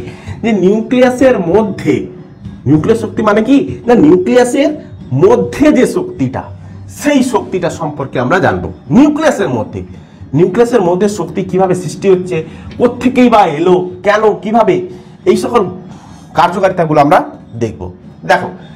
দেখো এক্সপেরিমেন্টে দেখা গেছে কি, এগুলো পরীক্ষালব্ধ ফলাফল থেকে বলছি, যে এক্সপেরিমেন্ট ওয়াইজ লিখে রাখো। যে এক্সপেরিমেন্ট ওয়াইজ দেখা গেছে যে কোনো একটা নিউক্লিয়াস আমি ধরলাম, আমি তোমাদের বোঝানোর জন্য একটু সংখ্যা নিচ্ছি, যে কোনো একটা নিউক্লিয়াস আমি ধরলাম যে এই নিউক্লিয়াসের মধ্যে প্রোটন আছে সাপোজ ধরো 10টা, নিউট্রন আছে সাপোজ ধরো কটা না, ধরলাম 15টা, ইজি সংখ্যা ধরলাম। আচ্ছা, তো যার ফলে এই নিউক্লিয়াসটার ভর পরিমাপ করা হয়েছে, ভর কত না, ভর দাঁড়িয়েছে সাপোজ ধরো না 40 গ্রাম। কত দাঁড়িয়েছে? 40 গ্রাম। বোঝানোর সুবিধার্থে আমি বড় বড় সংখ্যা ধরে কিন্তু বোঝাচ্ছি, এইরকম সংখ্যা কিন্তু নিউক্লিয়াসের ভর কিন্তু হয় না, বোঝানোর সুবিধার্থে। তো নেক্সট আমি দেখলাম কি না, এই 10টা প্রোটন আর 15টা নিউট্রনকে আমি কি করলাম, নিউক্লিয়াসের মধ্য থেকে বাইরে বার করলাম। তাহলে নিউক্লিয়াসের মধ্য থেকে আমি বাইরে বার করলাম, তাহলে নিউক্লিয়াসের মধ্যে ছিল 40 গ্রামের ভর। নিউক্লিয়াসটার টোটাল ভর কত ছিল না 40 গ্রাম। এবার নিউক্লিয়াসের মধ্য থেকে যখনই আমি বাইরে বার করলাম, তখন এদের ভর আমি পরিমাপ করব। তাহলে এদের ভর পরিমাপ করতে গেলে তাহলে 15টা নিউট্রন রয়েছে, তাহলে একটা নিউট্রনের ভর আমার জানা প্রয়োজন। তাহলে একটি নিউট্রনের ভর দেখা গেল যে 2 গ্রাম। একটি প্রোটনের ভর কত হচ্ছে না ধরো 1 গ্রাম। ক্লিয়ার হচ্ছে? একটা প্রোটনের ভর 1 গ্রাম লিখবো না, আমি লিখলাম 1.5 গ্রাম, 1.5 গ্রাম ধরলাম, 1.5 গ্রাম। তাহলে 15টা নিউটনের ভর কত হবে? 15 গুণিতক 2। একটা প্রোটনের ভর হচ্ছে 1.5, তাহলে 10টা প্রোটন কত হবে না 1.5 দিয়ে গুণ করব। তাহলে আমরা কত পাচ্ছি? 15 দুনে কত না 30 গ্রাম। আচ্ছা, প্রোটনের কত পাচ্ছি না 15 গ্রাম। তাহলে ভর কত পাচ্ছি? 30 গ্রাম প্লাস 15 গ্রাম, মানে কত পেলাম না 45 গ্রাম। তাহলে এই 15টা নিউট্রন, এই 10টা প্রোটন যখন নিউক্লিয়াসের মধ্যে আছে তখন মোট ভর দেখাচ্ছে 40 গ্রাম। আবার যখন এই সমপরিমাণ প্রোটন নিউট্রনকে যখন আমি বাইরে ভর পরিমাপ করছি তখন 45 গ্রাম। তাহলে এই ডিফারেন্সটা কেন? যে এই যে ডিফারেন্স, এই যে ভরের যে এই যে ডিফারেন্স, এই ডিফারেন্সটাকে আমরা বলবো কি, এই ডিফারেন্সটাকে আমরা বলবো ভর ত্রুটি। তাহলে এই ডিফারেন্সটা কেন? যে ভর ত্রুটিটা কত না 45 গ্রাম মাইনাস 40 গ্রাম, তার মানে 5 গ্রাম। তাহলে এই ভর ত্রুটিটা কেন? এই পরিমাণ ভর যাচ্ছে বা কোথায়? না এই পরিমাণ ভর এখানে যে এই যে 5 গ্রাম ভরটা এখানে ডিফিউজ হয়ে গেছে, তাহলে আমি এখানে লিখতে পারি 5 গ্রাম ভর কি হয়ে গেছে, ভর হয়ে গেছে অদৃশ্য, অদৃশ্য। তাহলে এই অদৃশ্য এই ভরটা গেল কোথায়? না বিজ্ঞানী আইনস্টাইন কি বলছেন, না আইনস্টাইন বলছেন যে ভর ভর কিসে কনভার্ট হয়, না শক্তিতে কনভার্ট হয়। ভর কিসে কনভার্ট হচ্ছে, না শক্তিতে কনভার্ট হয়ে যাচ্ছে। না কিভাবে শক্তিতে কনভার্ট হচ্ছে? যে শক্তিটা পরক্ষণে নিউক্লিয় বল রূপে এই নিউট্রন আর প্রোটনের মধ্যে নিউক্লিয় বল রূপে কাজ করছে। তাহলে এই শক্তিটা নিউক্লিয়াসের মধ্যে, তাহলে এই যে শক্তিটা, এই যে ভরটা ডিফিউজ হয়ে গিয়ে শক্তিতে কনভার্ট হচ্ছে এবং এই শক্তিটা নিউক্লিয় বল রূপে নিউট্রন ও প্রোটনের মধ্যে ক্রিয়াশীল এবং ক্রিয়াশীল। ক্লিয়ার? এই নিউট্রন আর প্রোটনকে কি করেছে, আবদ্ধ করে রেখেছে, তাই তো? আচ্ছা, তাহলে এই ভরটা যে ডিফিউজ হয়ে গেল, যে শক্তিটা যে উৎপন্ন করলো, তাহলে কত শক্তি উৎপন্ন করবে? না বিজ্ঞানী আইনস্টাইন তাও বলে দিয়ে গেছেন কি, না যে পরিমাণ শক্তিটা উৎপন্ন করবে এই শক্তিটার মান কত হবে, না যে পরিমাণ ভর অদৃশ্য হয়ে গেছে বা ভর হ্রাস ঘটেছে বা ভরের কি বলবো বিনাশ ঘটেছে, ওই পরিমাণ ভরকে তুমি আলোর বেগের স্কয়ারের সাথে গুণ করো, তার ফলে যে পরিমাণ শক্তিটা পাবে সেই পরিমাণ শক্তি এখানটায় ক্রিয়া করছে নিউক্লিয় বল রূপে, এখানটায় নিউক্লিয় বল রূপে ক্রিয়া করছে। তাহলে হিসেব মতো যদি আমি এখানে দেখতে চাই, তাহলে এই 5 গ্রাম ভর যে এখানে যে ডিফিউজ হয়ে গেছে 5 গ্রাম ভর, তাহলে এই 5 গ্রাম ভরটা কি হয়েছে, শক্তি রূপে কনভার্ট হয়েছে। তাহলে শক্তিটা আমরা কত পাবো, না ওই পরিমাণ শক্তি আমি কি করে পাবো, যে পরিমাণ ভর ডিফিউজ হয়েছে 5 গ্রাম। আলোর বেগ কত হয়ে থাকে, না 3 × 10⁸ metre per second square, metre per second into তার বেগটাকে কি করতে হবে, স্কয়ার করতে হবে, আলোর বেগের স্কয়ার করতে হবে। তাহলে এটাকে স্কয়ার করো, স্কয়ার করার পরে 5 এর সাথে গুণ করো, তাহলে যে পরিমাণ এনার্জিটা পাবে তত শক্তি এই নিউক্লিয়াসের মধ্যে নিউক্লিয় বল রূপে প্রোটন আর নিউট্রনকে দৃঢ় আবদ্ধ বলে আবদ্ধ করে রেখেছে, দৃঢ় আকর্ষণ বলের মাধ্যমে আবদ্ধ করে রেখেছে। ক্লিয়ার? তো এটা তো সংখ্যা দিক দিয়ে আমরা বুঝলাম, এটা আমরা সংখ্যা দিক দিয়ে বুঝলাম। আর এই শক্তিটাকে আমরা বলে থাকি বন্ধন শক্তি, কারণ এই শক্তিটা প্রোটন আর নিউট্রনকে আবদ্ধ করার জন্য ব্যয় হয়েছে, একে আমরা বলবো বন্ধন শক্তি। তো আমরা একটু আলফাবেটিক্যালি বোঝার চেষ্টা করি। তো এটাকে আমি রাফ করলাম, সাইডেই করব। আমরা এটাকে রাফ করার চেষ্টা করব না, আমি সাইডে করব, দিয়ে বোঝানোর চেষ্টা করব, কারণ এই সাইডের এই জিনিসটা থাকলে পরে আমাদের বোঝাতে সুবিধা হবে, তাই না? আচ্ছা, তো দেখো, তো আমরা কি দেখব, না আমরা দেখব যে ভর ত্রুটি, একসাথে পয়েন্ট করে দিচ্ছি, ভর ত্রুটি ও বন্ধন শক্তি, তার সাথে সাথে দেখব ও প্রতি নিউক্লিয়ন বন্ধন শক্তি, প্রতি নিউক্লিয়ন বন্ধন শক্তি, সবগুলোকেই আমরা একটা ফটোতে দেখে নেব। তো আমি কি করছি, মনে করি কোন নিউক্লিয়াসের প্রোটন সংখ্যা কত লিখলাম, না Z, ভর সংখ্যা কত লিখলাম, না A। ক্লিয়ার? তাহলে এই নিউক্লিয়াসের ক্ষেত্রে প্রোটন কটা ছিল, না প্রোটন ছিল 10টা, ভর সংখ্যা কত ছিল, না 25টা। ক্লিয়ার? আচ্ছা, তাহলে প্রোটন সংখ্যা Z, ভর সংখ্যা A, এই দুটোই তো দেওয়া থাকে। সুতরাং আমরা লিখে নিতে পারি যে নিউট্রন সংখ্যা কত হবে, না নিউট্রন সংখ্যা কি করে বার করব, ভর সংখ্যা মাইনাস প্রোটন সংখ্যা করে দিলে নিউটন সংখ্যা, তাহলে নিউটন সংখ্যা সমান A - Z। ক্লিয়ার? বোঝা গেছে? ওই নিউক্লিয়াসের ভর, ওই নিউক্লিয়াসের ভর কত, না ভর আমি ধরলাম ক্যাপিটাল M, তাহলে নিউক্লিয়াসটার ভর কত, না ক্যাপিটাল M। ক্লিয়ার হয়েছে? আচ্ছা, এবার ওই প্রোটন আর নিউট্রন গুলোকে আমি বাইরে নেব, তাদের ভর আমি মাপবো, পরিমাপ করব। এখন একটি প্রোটনের ভর ধরি M∗P, মাস অফ প্রোটন। একটি নিউট্রনের ভর ধরি m সাফিক্স n। সুতরাং প্রোটনের ক্ষেত্রে লিখো, সুতরাং কি লিখবো, যে প্রোটন কটা আছে, জেডটা, সুতরাং জেডটি প্রোটনের ভর কত হবে না Z into M suffix P. সুতরাং এ মাইনাস জেডটি নিউট্রনের ভর কত হবে না A minus Z into M suffix N. কারোর কোনো ডাউট থাকা উচিত না। তাহলে মোট ভর কত পেলাম, তাহলে এই মোট ভরটা আমাকে তো বার করতে হবে। অতএব মোট ভর কত পেলাম, Z into M suffix P plus A minus Z into M suffix N. তাহলে ভরের ডিফারেন্স কত হয়েছে না নির্ণায়ক ভর থেকে নিউক্লিয়াসের ভরকে আমাকে কি করতে হবে, বাদ দিতে হবে। তো আমি বুঝতেই পারছি যে এই ভরটা ডেফিনেটলি এই ভরটার তুলনায় বেশি, তাহলে এই ভরটা থেকে এই ভরটাকে আমাকে কি করতে হবে, বাদ দিতে হবে। অতএব ভর ত্রুটি যাকে আমরা বলবো ভর বিচ্যুতি, ভর ত্রুটি আমরা কি করব না এই ভরটা থেকে আমাকে বাদ দিতে হবে, Z into M suffix P plus A minus Z into M suffix N. আচ্ছা এটাকে আমরা সেকেন্ড ব্র্যাকেট দিয়ে দিলাম, মাইনাস এম থেকে আমাকে বাদ দিতে হবে মাইনাস ক্যাপিটাল এম। তাহলে এটাই পেলাম আমরা কি ভর ত্রুটি।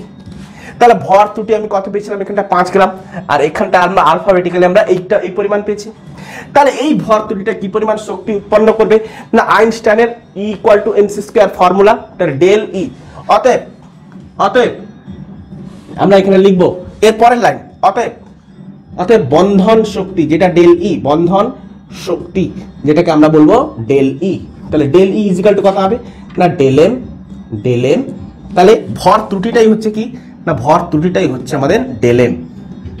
ক্লিয়ার? তাহলে ভর ত্রুটি গুণিতক সি স্কয়ার। তাহলে ভর ত্রুটি আমরা লিখে নেব, টোটালটা লিখে নেব, তার সাথে আমরা কি করব সি স্কয়ার গুণ করে দেবো। তাহলে কি লিখবো না Z into M suffix P plus A minus Z into M suffix N, second bracket closed, minus capital M, third bracket close, পুরোটা এখান থেকে আমি কি করলাম তুলে নিলাম, ইনটু কি করব সি স্কয়ার। তাহলে এত মিলিয়ন ইলেকট্রন ভোল্ট, তাহলে বন্ধন শক্তির একক কি মিলিয়ন ইলেকট্রন ভোল্ট, তাহলে এত মিলিয়ন ইলেকট্রন ভোল্ট বন্ধন শক্তি রূপে এইখানটায় ব্যয়িত হচ্ছে। তাহলে এটা তো আমি বোঝানোর জন্য করেছিলাম, এটা কিন্তু তোমরা লার্ন করবে না। ক্লিয়ার হয়েছে? এটা কিন্তু তোমরা লার্ন কোনো মতে করবে না। ক্লিয়ার? তাহলে এই পরিমাণ হচ্ছে কি বন্ধন শক্তি। তো প্রতি নিউক্লিয়ন বন্ধন শক্তি আমরা কি করে বার করব? তাহলে এই পরিমাণ শক্তিটা বেরিয়েছে এ ভর সংখ্যা বিশিষ্ট মৌলের, তাহলে প্রতি নিউক্লিয়ন বন্ধন শক্তি আমাদের তো লাগবে প্রতি। অতএব প্রতি নিউক্লিয়ন বন্ধন শক্তি কি করে বার করব? প্রতি নিউক্লিয়ন বন্ধন শক্তি আমরা কি করে বার করব? দেখো যে প্রতি নিউক্লিয়ন যে এ ভর সংখ্যার রেসপেক্টে আমরা এই পরিমাণ বন্ধন শক্তি পেয়েছি, তাহলে এ ভর সংখ্যার রেসপেক্টে মানে একটা ভর সংখ্যার রেসপেক্টে আমরা কত পাবো, তবেই তো আমরা প্রতি নিউক্লিয়ন। তাহলে এ ভর সংখ্যার রেসপেক্টে বন্ধন শক্তি হচ্ছে ডেল ই। তাহলে এ ভর সংখ্যার রেসপেক্টে ডিভাইড বাই এ করলে প্রতি নিউক্লিয়ন বন্ধন শক্তি। তাহলে প্রতি নিউক্লিয়ন বন্ধন শক্তি কত হবে, টোটাল ভ্যালুটাকে আমরা এ দ্বারা ডিভাইড করে দেবো। তো জেড ইন্টু ছোট ছোট করে লিখছি plus A minus Z into M suffix N, second bracket close, minus M, third bracket close, into C square divided by কি হবে না এ। তাহলে এটাই হলো প্রতি নিউক্লিয়ন বন্ধন শক্তি। তো এবারে কথা হচ্ছে কি এই প্রতি নিউক্লিয়ন বন্ধন শক্তির উপরে ডিপেন্ড করছে নিউক্লিয়াসের স্থায়িত্ব, স্টেবিলিটি, যে স্টেবিলিটি কার বেশি হবে কার কম হবে। তাহলে যে সকল মৌলগুলোর প্রতি নিউক্লিয়ন বন্ধন শক্তি অ্যাপ্রক্স 8.5 মিলিয়ন ইলেকট্রন ভোল্টের কাছাকাছি হয়ে থাকে তারাই হচ্ছে সব থেকে বেশি স্থায়ী। তাহলে এটাই হবে কি স্থায়ী মৌল নির্বাচনের একটা পদ্ধতি, যে যাদের প্রতি নিউক্লিয়ন বন্ধন শক্তিটা 8.5 মিলিয়ন ইলেকট্রন ভোল্টের কাছাকাছি হবে বা 8.5 মিলিয়ন ইলেকট্রন ভোল্ট হবে। তো প্রকৃতিতে যে 92টা মৌল রয়েছে, তো তাদের অবস্থানগুলো আমরা স্থায়ী মৌলের রেসপেক্টে আমরা তাদের স্থায়িত্ব আমরা দেখব। তাহলে এটাকে রাফ করে দিই। তো আমরা দেখব কি যে প্রত্যেকটা মৌলের 92টা মৌলের প্রত্যেকের ভর সংখ্যা রয়েছে আর প্রত্যেকের প্রতি নিউক্লিয়ন বন্ধন শক্তিও রয়েছে। তো আমরা একটা গ্রাফ ফেলবো, ওই গ্রাফের মধ্যেই সব কিছু বুঝিয়ে যাবে যে কার স্থায়িত্ব কত বেশি। দেখো কার স্থায়িত্ব কত বেশি, আমরা একটা গ্রাফ নিচ্ছি। দেখো এই হচ্ছে একটা গ্রাফ, তাহলে গ্রাফ নেওয়ার জন্য আমাকে একটা এক্স অক্ষ আর একটা ওয়াই অক্ষ নিতেই হয়। তাহলে এদিকটা আমি নিলাম কি ভর সংখ্যা, আচ্ছা, আর এদিকটা নিলাম প্রতি নিউক্লিয়ন বন্ধন শক্তি, যেটা হচ্ছে del E by A. Clear হচ্ছে? আচ্ছা, তো এবারে আমি করলাম কি, দেখো এদিকটা আমরা যত, এটা হচ্ছে আমাদের কি 0 0 হয়েছে। তাহলে প্রথম যে ভর সংখ্যা বিশিষ্ট মৌলটা হাইড্রোজেন, তাহলে হাইড্রোজেনের প্রতি নিউক্লিয়ন বন্ধন শক্তি এইখানে এতটুকুখানি হয়ে থাকে। ক্লিয়ার হয়েছে? আচ্ছা, তো আমি প্রত্যেকটা ডিসাইড করে নিচ্ছি। এদিকে হচ্ছে এত মিলিয়ন ইলেকট্রন ভোল্ট, একক হচ্ছে মিলিয়ন ইলেকট্রন ভোল্ট। সাপোজ আমি মানলাম এইখানটায় হচ্ছে 5 মিলিয়ন ইলেকট্রন ভোল্টের, এটা হচ্ছে একটা দাগ, কত না 5, তাহলে এইখানটা আমি 5ও লিখতে পারি। আচ্ছা, এইখানটায় কত আসছে, সাপোজ ধরো এই জায়গাটায় কত আসছে 8, এটা হচ্ছে 8 মিলিয়ন ইলেকট্রন ভোল্টের। আচ্ছা, এই দাগটা হচ্ছে কত না 10 মিলিয়ন ইলেকট্রন ভোল্টের। এত উঁচু হয়ে গেল দাগটা, তারপরে চলে যাচ্ছে, আমি একটু নিচু করে করি। এটা হচ্ছে 10 মিলিয়ন ইলেকট্রন ভোল্টের, এটা হচ্ছে 10 মিলিয়ন ইলেকট্রন ভোল্টের। তো হাইড্রোজেনের প্রতি নিউক্লিয়ন বন্ধন শক্তি এরকম কিছু একটা হয়ে থাকে। ক্লিয়ার? হাইড্রোজেনের প্রতি নিউক্লিয়ন বন্ধন শক্তি এরকম কিছু একটা, এইখানে এরকম কিছু একটা হয়ে থাকে। হিলিয়ামের কত হয় না, হিলিয়ামের হয় কি, হিলিয়াম হচ্ছে ভর সংখ্যা কত 4, এইখানে কোথাও থাকবে। আচ্ছা, তো প্লট করে আমি টেনে দিচ্ছি যে হিলিয়ামের বন্ধন শক্তি এরকম কিছু একটা হয়ে থাকে 7.1 মিলিয়ন ইলেকট্রন ভোল্টের কাছাকাছি। আচ্ছা, তাহলে এটা হলো হাইড্রোজেন, এটা হচ্ছে হিলিয়াম। নেক্সট আছে এটা হচ্ছে লিথিয়াম, এটা হচ্ছে লিথিয়াম। এইখানে আছে কি, এইখানে আছে দেখিয়ে দিচ্ছি, বেরিলিয়াম, বোরন, কার্বন।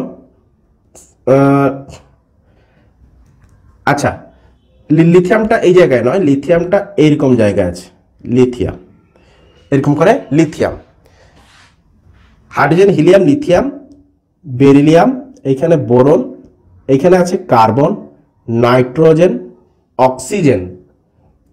আচ্ছা, কার্বন, নাইট্রোজেন, অক্সিজেন, এইখানে আসছে ফ্লুরিন, এইখানটা আসছে ফ্লুরিন, এটা হচ্ছে অক্সিজেন, আর এইখানটায় আসছে নিয়ন। হয়েছে? তাহলে হাইড্রোজেন, হিলিয়াম, লিথিয়াম, এইখানে আসছে barium, carbon, nitrogen, oxygen, fluorine, neon. তারপরে এইখানটা আসছে কি না সোডিয়াম, এইখানটা আসছে সোডিয়াম। ক্লিয়ার আছে? এইখানটা আসছে সোডিয়াম। তারপরে এরকম করে আরো অসংখ্য মৌল রয়েছে, তো তাদের প্রতি নিউক্লিয়ন বন্ধন শক্তি এরকম কিছু। সর্বশেষ মৌলটাকে আমি নিয়ে নিলাম ইউরেনিয়াম। আচ্ছা, তো কোত্থেকে কতটুকু মৌলের কোত্থেকে কতটুকু পারমাণবিক সংখ্যার মধ্যবর্তী মৌলগুলো সব থেকে বেশি স্থায়ী না, স্থায়ী হচ্ছে সাপোজ ধরো এইরকম জায়গা থেকে এইরকম জায়গা পর্যন্ত, তাহলে এই রেঞ্জের যতগুলো মৌল রয়েছে, এই রেঞ্জের মধ্যে যতগুলো মৌল রয়েছে, তো এইখানটায় অসংখ্য নিউক্লিয়াস রয়েছে, প্রত্যেকটা নিউক্লিয়াসের বন্ধন শক্তিকে নিয়ে একটা গ্রাফ তৈরি হচ্ছে। তাহলে সব থেকে বেশি স্থায়ী হচ্ছে ফ্লুরিন, ফ্লুরিন বলছি ফেরাস, লোহা সব থেকে বেশি স্থায়ী। তো এইখানকার কোন একটা নিউক্লিয়াসের ভর সংখ্যা আমি ধরলাম 50, এইখানকার কোন একটা নিউক্লিয়াসের ভর সংখ্যা আমি ধরলাম, প্রোটন সংখ্যা আমি ধরলাম 80। তাহলে 50 থেকে 80, এটা হচ্ছে প্রোটন সংখ্যা জেড, 50 থেকে 80 জেড। তাহলে এইটুকু থেকে এইটুকু রেঞ্জের মধ্যে যতগুলো মৌল অবস্থান করছে, তো সবাই হচ্ছে কি স্থায়ী। তো সব থেকে বেশি স্থায়ী হচ্ছে কি ফেরাস, লোহা। ক্লিয়ার করতে পেরেছি? তাহলে এই হচ্ছে বন্ধন শক্তির গ্রাফ। তাহলে এই গ্রাফ থেকে বোঝা যাচ্ছে কে কত বেশি স্থায়ী হবে। তাহলে এদিকে ভর সংখ্যা আর এদিকে হচ্ছে প্রতি নিউক্লিয়ন বন্ধন শক্তি। তাহলে যে সকল মৌলগুলোর বন্ধন শক্তি 8.5 মিলিয়ন ইলেকট্রন ভোল্টের কাছাকাছি হবে ওই সকল মৌলগুলো সব থেকে বেশি স্থায়ী। যেমন এ স্থায়ী হবে, এ স্থায়ী হবে, ফ্লুরিন স্থায়ী হয়ে যাচ্ছে। তো কাছাকাছি যারা থেকে আছে, অ্যাপ্রক্স ভ্যালু 8.5 মিলিয়ন ইলেকট্রন ভোল্টের কাছাকাছি। আচ্ছা, তো এখান থেকে স্থায়িত্ব তো আমরা বুঝলাম যে নিউক্লিয়াসের যে এই যে বন্ধন শক্তি ডেল ই, এই যে নিউক্লিয়াসের যে বন্ধন শক্তি ডেল ই, এই ডেল ই কে কাজে লাগিয়ে, বন্ধন শক্তিকে কাজে লাগিয়ে মানুষ কি করছে, বর্তমান দিনে শক্তি উৎপাদন করছে, যেটা পারমাণবিক শক্তি রূপে আমরা ব্যবহার করছি। অনেক জায়গায় রয়েছে, তাই না? তো এরকম নাম শুনলে অনেক নাম শুনে যাবে। তো আমি ইউক্রেনের চেরনোবিলের কথা আমি বলতে পারি। তো সেখানেও আমরা পারমাণবিক বিদ্যুৎ আমরা পেয়ে থাকি। তো এই ডেল ই কে কাজে লাগিয়ে, নিউক্লিয়াসের বন্ধন শক্তিকে কাজে লাগিয়ে মানুষ কি করছে, না তাপ শক্তি উৎপন্ন করছে, তার থেকে বিদ্যুৎ শক্তিও উৎপন্ন করে চলেছে। যে এই বন্ধন শক্তিকে কিভাবে কাজে লাগাচ্ছে, যে বন্ধন শক্তিকে কিভাবে কাজে লাগাচ্ছে, তো কাজে লাগাচ্ছে দুভাবে, একটা নিউক্লিয় বিভাজনের মাধ্যমে, একটা নিউক্লিয় সংযোজনের মাধ্যমে। তাহলে এই নিউক্লিয় শক্তিকে আমরা দুটো পার্টে ভাগ করব এবারে। তো নিউক্লিয়, এটা গ্রাফ করে দিলাম। তো নিউক্লিয় শক্তিকে এবারে আমরা কি করব, দুটো পার্টে ভাগ করে নেব। একটা হচ্ছে নিউক্লিয় বিভাজন, আরেকটা হচ্ছে কি নিউক্লিয় সংযোজন। তো নিউক্লিয় বিভাজন কি বলছে দেখো, যে তাহলে নিউক্লিয় শক্তি, নিউক্লিয় শক্তি তাকে আমরা দুটো ভাগে ভাগ করলাম। একটা হচ্ছে নিউক্লিয় বিভাজন, নিউক্লিয় বিভাজন, আরেকটা হচ্ছে নিউক্লিয় সংযোজন, নিউক্লিয় সংযোজন। আচ্ছা, বিভাজন মানে হচ্ছে কি ভাঙন, সংযোজন মানে হচ্ছে কি যুক্ত করা। তো নিউক্লিয় বিভাজনে কি করলো না, নিউক্লিয় বিভাজন মানে হচ্ছে কি, সাপোজ ধরো একটা ইউরেনিয়ামের মৌল, একটা ইউরেনিয়ামের মৌল, তাহলে ওই ইউরেনিয়ামের মৌলকে কি করলো, একটা তাপীয় নিউট্রন দ্বারা আঘাত করলো, N01 তাপীয় নিউট্রন দ্বারা আঘাত করলো। তো আঘাত করতে কি দেখলাম, তাহলে এই মৌলটা এবারে কি হলো না, দুটো নিউক্লিয়াস উৎপন্ন করলো। কি করলো না, দুটো নিউক্লিয়াস গঠন করলো। একটা হচ্ছে কি বেরিলিয়াম, আরেকটা হচ্ছে কি ক্রিপ্টন। তাহলে এই ইউরেনিয়ামটার পারমাণবিক সংখ্যা ছিল, যাই হোক 92,236 ধরে নিলাম, তাই না? তো এই বেরিলিয়ামটা কি করলো, তাহলে এই নিউট্রনটা দ্বারা আমি তো আঘাত করেছিলাম, কাকে আঘাত করেছিলাম না, 92,235 ইউরেনিয়ামকে আমরা আঘাত করেছিলাম একটা তাপীয় নিউট্রন দিয়ে। দ্বিতীয় একটা অস্থায়ী নিউট্রন সৃষ্টি হয়েছিল। তাহলে ওই অস্থায়ী ইউরেনিয়ামটা কি করেছে না, দুটো অপত্য নিউক্লিয়াস গঠন করেছে, যার মধ্যে বেরিলিয়াম কত ছিল 56, 141, ক্রিপ্টন কত ছিল 36, 92। তার সাথে সাথে আরো কি দেখতে পেলাম, যে অপত্য দুটো নিউক্লিয়াস উৎপন্ন হওয়ার সাথে সাথে তিনটা নিউট্রনও সৃষ্টি করেছে।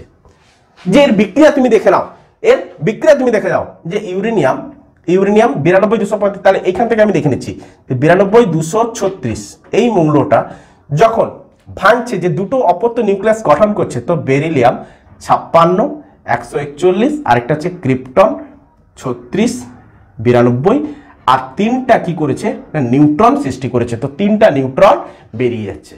তাহলে এই তিনটা নিউট্রন যে বেরিয়ে গেল, সে কি বসে থাকবে নাকি, আবার একটা ইউরেনিয়ামকে কি করবে, আঘাত করার জন্য প্রস্তুত হয়ে যাবে। ক্লিয়ার হচ্ছে? তো আমরা যদি একে যদি দেখতে থাকি, তাহলে কি দেখবো, একটু ছবিটা স্কেচ করো। সাপোজ ধরো এই ইউরেনিয়ামটা তিনটা নিউট্রন সৃষ্টি করলো, তাহলে একটা ইউরেনিয়াম আমি ধরেছিলাম, তাহলে এই ইউরেনিয়ামটা থেকে তিনটা নিউট্রন কি হলো, সৃষ্টি হলো, 1, 2, 3। তাহলে এক একটা নিউট্রন কি করবে, আবার এক একটা ইউরেনিয়ামের সাথে কি করবে, আঘাত করবে, আবার এক একটা ইউরেনিয়ামের সাথে কি করবে, আঘাত করবে। তো আঘাত করলে এই ইউরেনিয়াম থেকে আবার তিনটা কি হবে, নিউট্রন সৃষ্টি হবে, এই ইউরেনিয়াম থেকে আবার তিনটা ইউরেনিয়াম সৃষ্টি হবে, এটার থেকে আবার তিনটা। তাহলে এই নিউট্রনটা কি করবে, আবার একটা ইউরেনিয়াম, এটা আবার একটা ইউরেনিয়াম, এটা আবার একটা। তাহলে এমনি করে করে প্রত্যেকটা নিউট্রন এক একটা ইউরেনিয়ামকে ভাঙতে সক্ষম হয়ে গেছে। এগুলো সব কেমন ধরনের নিউট্রন না, এগুলো সবই হচ্ছে তাপীয় নিউট্রন। তাহলে এই ইউরেনিয়াম থেকে আবার কি সৃষ্টি হবে, আবার তিনটা নিউট্রন, এর থেকে আবার তিনটা, এর থেকে আবার তিনটা, এর থেকে আবার তিনটা, এর থেকে আবার তিনটা। তো এমনি করে করে চলতেই আছে। যদি কোনো কারণে আমি এই ইউরেনিয়ামটাকে একটা নিউট্রন দ্বারা যদি আঘাত করাতে পারি, তাহলে আমরা অসংখ্য তাপীয় নিউট্রন এখান থেকে সৃষ্টি করতে পারছি, এবং ক্রমশ কন্টিনিউয়াসলি চেন ওয়াইজ এরা কি করতে আছে, একটার পর একটা কি হচ্ছে বিক্রিয়া ঘটাতেই আছে। তো একটা নিউট্রন এখন সৃষ্টি হয়েছে, দেখো 1 2 3 4 5 6 7 8 9 10 11 12 13 14 15 16 17 18 19 20 21 22 23 24 25 26 27। তাহলে একটা নিউট্রন 27টা নিউট্রন সৃষ্টি করে ফেলেছে এবং 27টা আবার ইউরেনিয়ামকে আঘাত করার জন্য প্রস্তুত হয়ে গেছে। তাহলে শৃঙ্খল ওয়াইজ এরকম কি করতে হবে, হিউজ পরিমাণে বাড়তে থাকবে। তাহলে একটা ভারী একটা নিউক্লিয়াসকে যদি আমরা আঘাত করি তাহলে কি, এটা একটা ভারী নিউক্লিয়াস, তো ভারী একটা তেজস্ক্রিয় নিউক্লিয়াসকে যদি আমরা আঘাত করি তাহলে প্রায় সমভরের দুটো নিউক্লিয়াস গঠন করে। হ্যাঁ, তাদের পারমাণবিক সংখ্যা কাছাকাছি হোক নাই হোক তাতে কোনো আপত্তি নেই, কিন্তু তাদের ভর দুটো, তাদের ভর প্রায় সমান, প্রায় সমান। তো ভর সমান হওয়ার সাথে সাথে, প্রায় সমান হওয়ার সাথে সাথে তাপীয় নিউট্রন যেটা শক্তি রূপে নির্গত হচ্ছে এবং কিছু পরিমাণ শক্তিও পাচ্ছি, তার সাথে তাপীয় নিউট্রনের সাথে কিছু পরিমাণ শক্তিও উৎপন্ন হচ্ছে, যেটা মিলিয়ন ইলেকট্রন ভোল্টে বেরোবে। মিলিয়ন ইলেকট্রন ভোল্ট, এই শক্তির একক কি আছে, মিলিয়ন ইলেকট্রন ভোল্ট। যে তাপীয় নিউট্রন সৃষ্টি করছে এবং তার সাথে সাথে শক্তি উৎপন্ন করছে এবং এই তাপীয় নিউট্রনগুলো পরবর্তী তেজস্ক্রিয় মৌলকে আঘাত করার জন্য বা বিক্রিয়া করার জন্য প্রস্তুত থাকে। তাহলে এইরকম বিক্রিয়াকে আমরা কি বলবো, নিউক্লিয় বিভাজন বিক্রিয়া। যেহেতু এটা চেন ওয়াইজ কিন্তু চলতে থাকে, নিউক্লিয় বিভাজনকে শৃঙ্খল বিক্রিয়াও বলা হয়। কি বলা হয়, শৃঙ্খল বিক্রিয়া। তো এই নিউক্লিয় বিভাজনকে কাজে লাগিয়ে কি করা হয়, তা প্রতি ক্ষেত্রে কি হচ্ছে, তাপ শক্তি উৎপন্ন হচ্ছে। তাহলে এই বিক্রিয়াতে তাপ, এতেও তাপ, এতেও তাপ, আবার এর সাথে বিক্রিয়া হওয়ার সময় এতেও তাপ হচ্ছে, এতে তাপ উৎপন্ন হচ্ছে। এরকম করে প্রতি ক্ষেত্রে কি হবে, তাপ শক্তি উৎপন্ন হবে এবং ওই তাপ শক্তিকে আমরা জমা করে কি করব, বিদ্যুৎ শক্তিতে আমরা রূপান্তর করতে পারি। তাহলে এই নিউক্লিয় বিভাজনকে কাজে লাগিয়ে বর্তমান দিনে যে তাপবিদ্যুৎ উৎপাদন করা হচ্ছে, তো ওই তাপবিদ্যুতে যে সকল মানে অ্যাসেসরিজ গুলো লেগে থাকে, সেই অ্যাসেসরিজ গুলো কি হয়ে থাকে, যে নিউক্লিয়ার রিঅ্যাক্টরে আমরা কিভাবে নিউক্লিয় বিভাজনকে কাজে লাগাই, কিভাবে কাজে লাগাই। তো এইরকমই একটা রিঅ্যাক্টর থাকে, যে এইরকমই একটা রিঅ্যাক্টর থাকে, আমি একটু ছোট করে যদি দেখাই তাহলে এইরকমই একটা রিঅ্যাক্টর থাকে। শুধু তাই নয়, যে ইউরেনিয়াম, একটা কথা এখানটা আমি রেখে শেষ করে দিই যাই, যে ইউরেনিয়াম কেবলমাত্র বেরিলিয়াম আর ক্রিপ্টন উৎপন্ন করে তা না, স্ট্রনসিয়াম এবং জেনন এই দুটো উৎপন্ন করে। কি না, ইউরেনিয়াম 92-236 এ কি করে না, স্ট্রনসিয়াম উৎপন্ন করে, আবার জেননও উৎপন্ন করতে পারে। তো স্ট্রনসিয়াম কি হয়ে থাকে না 38-100, আর জেনন কি হয়ে থাকে, জেনন হচ্ছে 54-139, তার সাথে দুটো নিউট্রন গঠন করে 139। তো জেনন 134, আর নিউট্রন কি হচ্ছে, দুটো নিউট্রন উৎপন্ন করছে, তার সাথে সাথে শক্তিও গঠন করছে। ক্লিয়ার করতে পেরেছি না বাইরে? তাহলে জেননও উৎপন্ন করে থাকে। আচ্ছা, তো আমি যেটা বলছিলাম যে সবসময় যে বেরিলিয়াম ক্রিপ্টন উৎপন্ন করে তা না, এটাও উৎপন্ন করে। আচ্ছা, এবারে আমি যেটা বলছিলাম যে তাপীয় নিউক্লিয়ার রিঅ্যাক্টরের কথা। তো নিউক্লিয়ার রিঅ্যাক্টরের মধ্যে কি থাকে, যে নিউক্লিয়ার রিঅ্যাক্টরের মধ্যে এইখানে কি থাকে, এরকম করব না, এরকম সব নিউক্লিয় দণ্ড থাকে উপর থেকে, এরকম করে কোথাও উপর থেকে এরকম করে ঝোলানো থাকে বা কিছু। আচ্ছা, এর মধ্যে কি থাকে, অসংখ্য তরল পদার্থ থাকে। তো চারটা অ্যাসেসরিজ থেকে থাকে। আচ্ছা, এই পাশ দিয়ে কি করা থাকে না, এই পাশ দিয়ে এইখানে একটা চুল্লি থাকে, এখানে একটা চুল্লি থাকে, যার মধ্যে থাকে ইউরেনিয়াম। ক্লিয়ার? তো এই ইউরেনিয়ামের উপর কি করা হয়, এই পাশ দিয়ে একটা ছিদ্র থাকে, এই পাশ দিয়ে কি করা হয়, তাপীয় নিউট্রন দ্বারা আঘাত করা হয়। কি দ্বারা আঘাত করা হয়, তাপীয় নিউট্রন। তাহলে কি কি অ্যাসেসরিজ লাগে দেখো। তো ফার্স্ট লাগে জ্বালানি, বানানটা ভুল লিখলাম, জ্বালানি। তো জ্বালানির স্বরূপ কি লাগে, ইউরেনিয়াম 92-235। এর কাজ কি, তাহলে এই ইউরেনিয়ামকে কেন লাগানো হয় না, শৃঙ্খল বিক্রিয়া ঘটানোর জন্য, শৃঙ্খল বিক্রিয়া ঘটায়। হয়েছে? তাহলে ফার্স্ট আমি কাকে লাগালাম, জ্বালানিকে। সেকেন্ড আসছে মন্দক বা একে বলা হয় মডারেটর। মডারেটর রূপে কি ব্যবহার করা হয় না, D2O। মডারেটর রূপে কি ব্যবহার করা হয়, D2O। তাহলে এই D2O কি করে না, D2O কি করে, যে নিউট্রনটা দিয়ে যে আমি আঘাত করেছিলাম সেই দ্রুতগামী নিউট্রনকে তাপীয় নিউট্রনে কনভার্ট করে। তাহলে দ্রুতগামী নিউট্রনকে তাপীয় নিউট্রনে রূপান্তর করে। তাহলে এটা হচ্ছে সেকেন্ড, তাহলে এটা হচ্ছে ফার্স্ট, এটা হচ্ছে সেকেন্ড। তাহলে ফার্স্ট হলো জ্বালানি, দ্বিতীয় হলো মন্দক, তৃতীয় হচ্ছে নিয়ন্ত্রক দণ্ড। তো নিয়ন্ত্রক দণ্ড রূপে আমরা কি ব্যবহার করব, বোরন। কি ব্যবহার করা হয় এটাকে না, বোরন।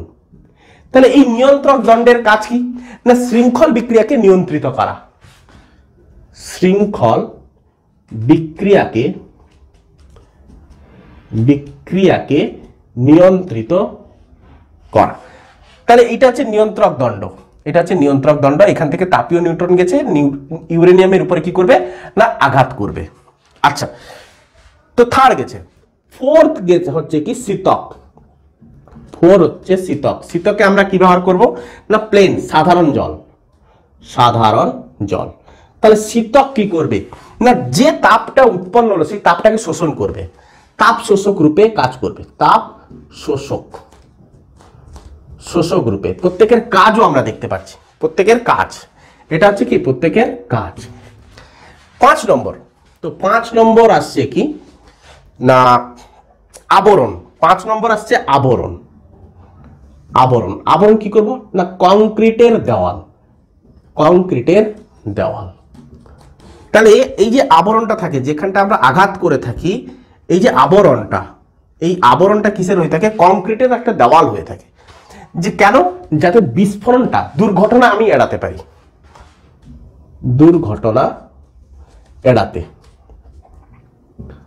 এড়াতে ব্যবহার করা হয়। কি হয়েছে, তো কংক্রিটের দেওয়াল আমরা ব্যবহার করে থাকি। তো এইভাবে আমরা পারমাণবিক বিদ্যুৎ কেন্দ্র তৈরি করে থাকি। তো নিউক্লিয় বিভাজনের কি করা হয়, যে নিউক্লিয়াসের মধ্যে যে নিউক্লিয় বন্ধন যে রয়েছে, নিউক্লিয় বল যে কাজ করছে নিউক্লিয়াসের মধ্যে, সেই নিউক্লিয় বলকে কি করা হয়, ভাঙন ঘটানো হয়।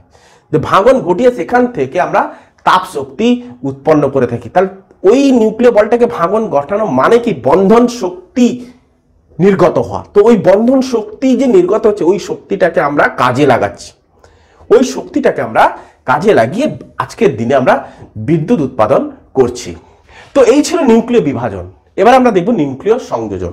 তো নিউক্লিয় সংযোজন দেখে নিই, এটা লাভ করে দিই। তো নিউক্লিয় বিভাজনকে আমরা শৃঙ্খল বিক্রিয়াও বলে থাকি। তো নিউক্লিয় বিভাজনের ক্ষেত্রে আমরা তাপীয় নিউট্রন ব্যবহার করি। নিউক্লিয় বিভাজনে আমরা কি ব্যবহার করি না, তাপীয় নিউট্রন। আচ্ছা, নিউক্লিয় সংযোজন এবারে দেখব। এবার আমরা নিউক্লিয় সংযোজন দেখব। তো নিউক্লিয় সংযোজন কি না, সংযোজনে কি করা হয়, একাধিক হালকা মৌলকে যুক্ত করা হয়, দিয়ে একটা ভারী মৌল তৈরি করা হয়। একাধিক হালকা, সম মানে সমান। সাপোজ ধরো হাইড্রোজেন 1 হাইড্রোজেন 1 হাইড্রোজেন 1 হাইড্রোজেন 1 তো 4টা হাইড্রোজেনকে আমি কি করেছি, যুক্ত করেছি। তো যুক্ত করতে উৎপন্ন হয়েছে কি না, উৎপন্ন হয়েছে হিলিয়াম, He2 হিলিয়াম উৎপন্ন হয়েছে। দেখো এখানে লক্ষ্য করো, প্রোটন সংখ্যা 1 2 3 4, তো হিলিয়াম হয়েছে 2টো। ভর সংখ্যা 1 2 3 4, হিলিয়ামের ভর সংখ্যা কিন্তু 4টা হয়ে গেছে। তাহলে ভর সংখ্যা যে যা সমান হয়ে গেছে, কিন্তু প্রোটন সংখ্যা এখনো 2টো ঘাটতি আছে, যেটা উৎপন্ন হচ্ছে। তো তখন কি দেখা যায়, যে 2টো পজিট্রন কণা সৃষ্টি হয়ে যায়। তাহলে 2টো হওয়া মানে কি 2 1 2, তাহলে 2টো প্রোটন আলটিমেট সৃষ্টি হয়েছে, এবং তার সাথে কি উৎপন্ন হবে না, শক্তিও উৎপন্ন হয়।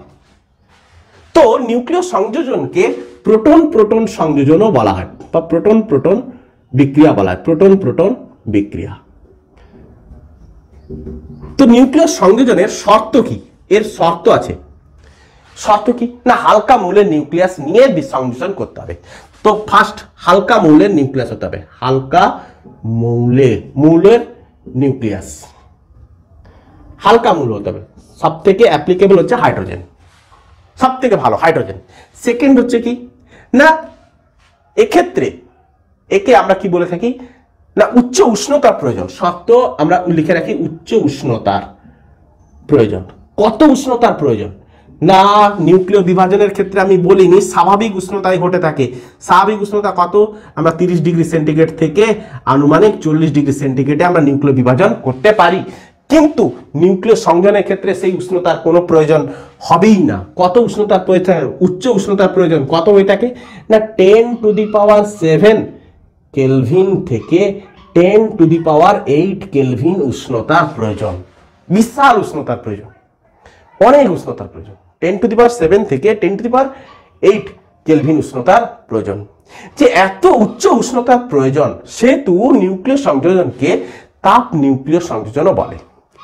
একে আমরা কি বলে থাকি? স্ল্যাশ দিয়ে যদি আমি লিখি, একে বলা হয় তাপ নিউক্লিয় সংযোজন। তো এই যে বিক্রিয়াটা কোথায় ঘটে থাকে না, এই বিক্রিয়াটা ঘটে থাকে সূর্যে। কোথায় ঘটে থাকে? সূর্যে। তো সূর্যে এই বিক্রিয়ার ফলে যে শক্তি উৎপন্ন হয়, অনবরত বিক্রিয়া হতে হতে হতে হতে এত উপরন্ত পরিমাণ শক্তি উৎপন্ন হয় যেটা কখনোই শেষ করা সম্ভব নয়। যে নিউক্লিয় সংযোজনের মাধ্যমেই কেবলমাত্র এই অফুরন্ত পরিমাণের শক্তি উৎপন্ন করা সম্ভব, যেটা বিভাজনে কিন্তু সম্ভব নয়। বিভাজনে কিন্তু ওই পরিমাণ শক্তি কিন্তু উৎপন্ন হয় না। কিন্তু কথা হচ্ছে নিউক্লিয় সংযোজনে যে এই পরিমাণে যে তাপ, যে প্রথম টাইমে যে আমি 10⁻7 থেকে 10⁸ কেলভিন উষ্ণতা জন্য যে প্রয়োজন যে তাপটা, সেই তাপটা আমি কোত্থেকে পাবো না, কি করে পাওয়া যায় না, নিউক্লিয় বিভাজনে যে শক্তিটা উৎপন্ন হয় ওই শক্তিটাকে ক্রমশ কালেক্ট করতে হয়। নিউক্লিয় বিভাজন তো স্বাভাবিক উষ্ণতায় ঘটে গেল, তাহলে ওই শক্তিটাকে আমরা কি করলাম? কালেক্ট করলাম। তাহলে ওই শক্তিটা, ওই তাপ শক্তিটা জমতে জমতে জমতে জমতে, ওই তাপ শক্তির তো একটা উষ্ণতা আছে, তাহলে জমতে জমতে জমতে জমতে একটা হিউজ অ্যামাউন্টের একটা তাপ পাবো। তাহলে হিউজ অ্যামাউন্টের একটা আমরা উষ্ণতাও পাবো। তাপ যা থাকবে তার ফিডব্যাক হচ্ছে কি? উষ্ণতা। তাহলে হিউজ অ্যামাউন্টের একটা উষ্ণতা পাবো।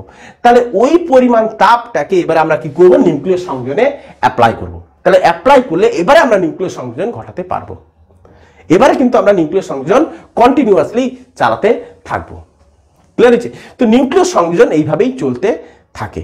তাহলে নিউক্লিয় সংযোজনকে আমরা তাপ নিউক্লিয় সংযোজন বলে থাকি। কেন না উচ্চ উষ্ণতা প্রয়োজন হয়ে থাকে বলে।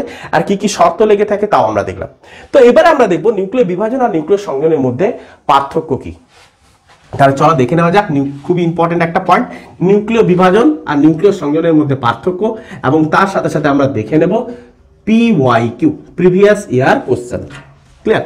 তো PYQ আমরা দেখে নেব। তো আমরা ফার্স্টে আমরা দেখব কি নিউক্লিয় সংযোজন আর নিউক্লিয় বিভাজনের মধ্যে পার্থক্য।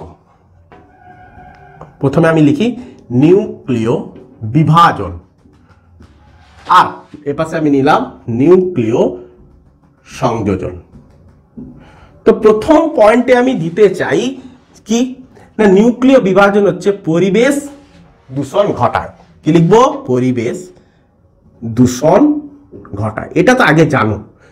কেন না, আমরা ক্লাস 10 পড়তে এলে প্রথমে আগে পরিবেশের জন্য ভাবনা পড়ে থাকি। তাহলে এ আগে পরিবেশ দূষণ ঘটায়, এ কি করে? পরিবেশ দূষণ ঘটায় না। তারপরে আমরা এর ইম্পর্টেন্ট যে পয়েন্টগুলো রয়েছে সেগুলো আমরা দেখব। দূষণ ঘটায় না। সেকেন্ড, নিউক্লিয় বিভাজন স্বাভাবিক তাপমাত্রায় ঘটে। স্বাভাবিক তাপমাত্রায় আমরা দুজনে সংজ্ঞা দেব যে নিউক্লিয় বিভাজনে কাকে বলছে না, হালকা নিউক্লিয় বিভাজন ভারী মৌলের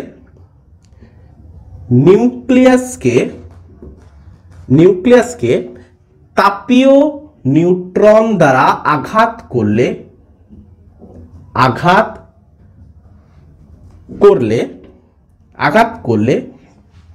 কি হয়ে থাকে? আঘাত করলে কি হয়ে থাকে না, হালকা প্রায় সমভরের, লিখো প্রায় সমভরের হালকা মৌল সৃষ্টি হয় এবং তার সাথে আমরা কি দেখতে পাই? শক্তিও উৎপন্ন করে। 4 নম্বরে এর আমি লিখে রাখি যে ডেল ই বাই এ এর মান কি হয়ে থাকে না, কম হয়। ক্লিয়ার?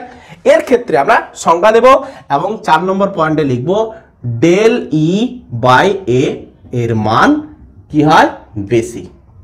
এক্ষেত্রে কি হয় না, একাধিক হালকা মৌলের সংযোজনের ফলে কি হয়, ভারী মৌলের নিউক্লিয়াস গঠন হয়ে থাকে।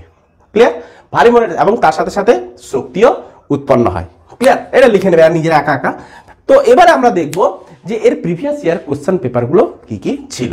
তো আমরা চলো এবারে প্রিভিয়াস ইয়ার কোশ্চেন পেপারগুলো আমরা দেখে নিই। তো আমি ফার্স্টে রাফ করে দিই। তো প্রিভিয়াস ইয়ার কোশ্চেন পেপার আমি অলরেডি মানে সেট করে রেখেছি, শুধু জাস্ট খালি আমাকে একটু অ্যালাইনমেন্ট করতে হবে, আর কিছু না। আমি 2 মিনিটের জন্য আমি টাইম নেব, তো আমি অ্যালাইনমেন্ট করে দেবো 2 মিনিট। তো আমরা কি দেখবো, প্রিভিয়াস ইয়ার কোশ্চেন পেপার যেগুলো পরীক্ষায় এসে গেছে। লিখে দিই PYQ। ক্লিয়ার? আমরা PYQ দেখে নেব। সম্পূর্ণরূপে পরমাণু নিউক্লিয়াসের PYQ গুলো আমি নিয়ে এসেছি, প্রিভিয়াস ইয়ার কোশ্চেন গুলো। তো প্রিভিয়াস ইয়ার কোশ্চেন এবং টোটাল চ্যাপ্টারটাকে একবার করে দেখে নাও, তো একদম গুরুদেব হয়ে যাও। চলো, তো প্রিভিয়াস ইয়ার কোশ্চেন গুলো আমরা একটু দেখে নিই।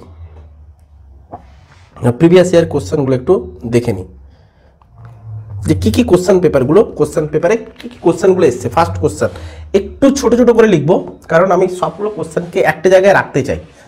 তাহলে 1 নম্বরটা একটু উপর থেকে লিখি। তো প্রথম কোশ্চেন বলেছে কি, প্রথম কোশ্চেনটা যে আলফা বিটা গামা রশ্মির ভেদন ক্ষমতার ঊর্ধ্বক্রম সাজাও। ক্লিয়ার? কার ভেদন ক্ষমতা বেশি ক্রমশ সাজাতে বলেছে। নেক্সট সেকেন্ড কোশ্চেন, কোন তেজস্ক্রিয় রশ্মির ধনাত্মক তড়িৎগ্রস্ত কণা, কোন তেজস্ক্রিয় রশ্মি ধনাত্মক তেজস্ক্রিয় কণা। তো ধনাত্মক আলফা। আচ্ছা, থার্ড বলেছে কি যে কোন তেজস্ক্রিয় পরমাণু থেকে কোন তেজস্ক্রিয় রশ্মি নির্গত হলে পারমাণবিক সংখ্যা অপরিবর্তিত থাকে। কোন তেজস্ক্রিয় মৌল থেকে কোন তেজস্ক্রিয় রশ্মি নির্গত হলে পারমাণবিক সংখ্যা অপরিবর্তিত থাকে। আগেও যা ছিল এখনো তাই থাকবে, ডেফিনেটলি নিউট্রন অপরিবর্তিত থাকে। ক্লিয়ার? অ্যান্সার কি হবে? নিউট্রন।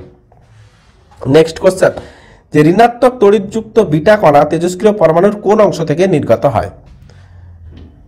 ঋণাত্মক তড়িৎযুক্ত বিটা কণা তেজস্ক্রিয় পরমাণুর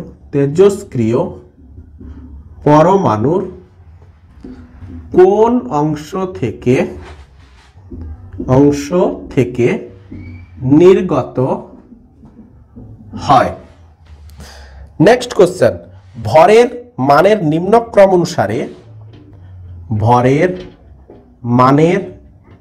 নিম্নক্রম অনুসারে আলফা বিটা গামা রশ্মিগুলিকে সাজাও। ক্লিয়ার? নেক্সট কোশ্চেন কি বলেছে, পারমাণবিক চুল্লিতে কোন ধরনের নিউক্লিয় বিক্রিয়ার সাহায্যে শক্তি উৎপাদিত হয়? পারমাণবিক চুল্লিতে কোন ধরনের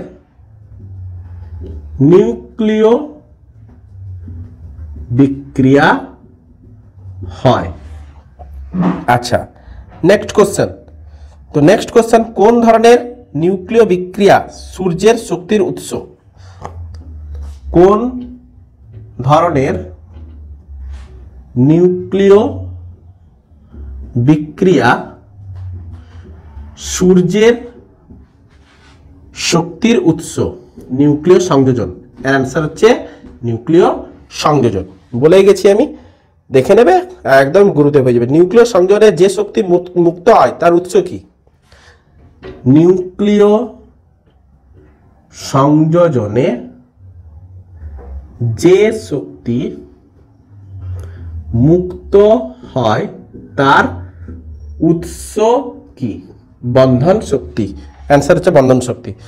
আচ্ছা, নেক্সট কোশ্চেন হচ্ছে নিউক্লিয় বিভাজন বিক্রিয়ার একটি ব্যবহার। নিউক্লিয় বিভাজন বিক্রিয়ার একটি ব্যবহার। কি লিখবো? Nuclear reactor. অ্যান্সার কি হবে? Nuclear reactor. নেক্সট কোশ্চেন, নিউক্লিয় সংযোজনে যে বিপুল পরিমাণে শক্তি মুক্ত হয় তা কোন সূত্র তা ব্যাখ্যা করে? কোন সূত্র তা ব্যাখ্যা করে? যে আইনস্টাইনের সূত্র, আইনস্টাইনের আপেক্ষিকতাবাদ সূত্র থেকে E=mc²। লিখে নাও, কোশ্চেনটা লিখে নাও। 9 নম্বর কি বলেছে? নিউক্লিয় সংযোজনে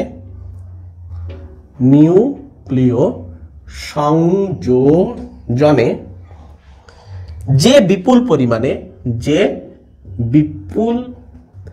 পরিমাণে তাপ শক্তি, বিপুল পরিমাণে শক্তি মুক্ত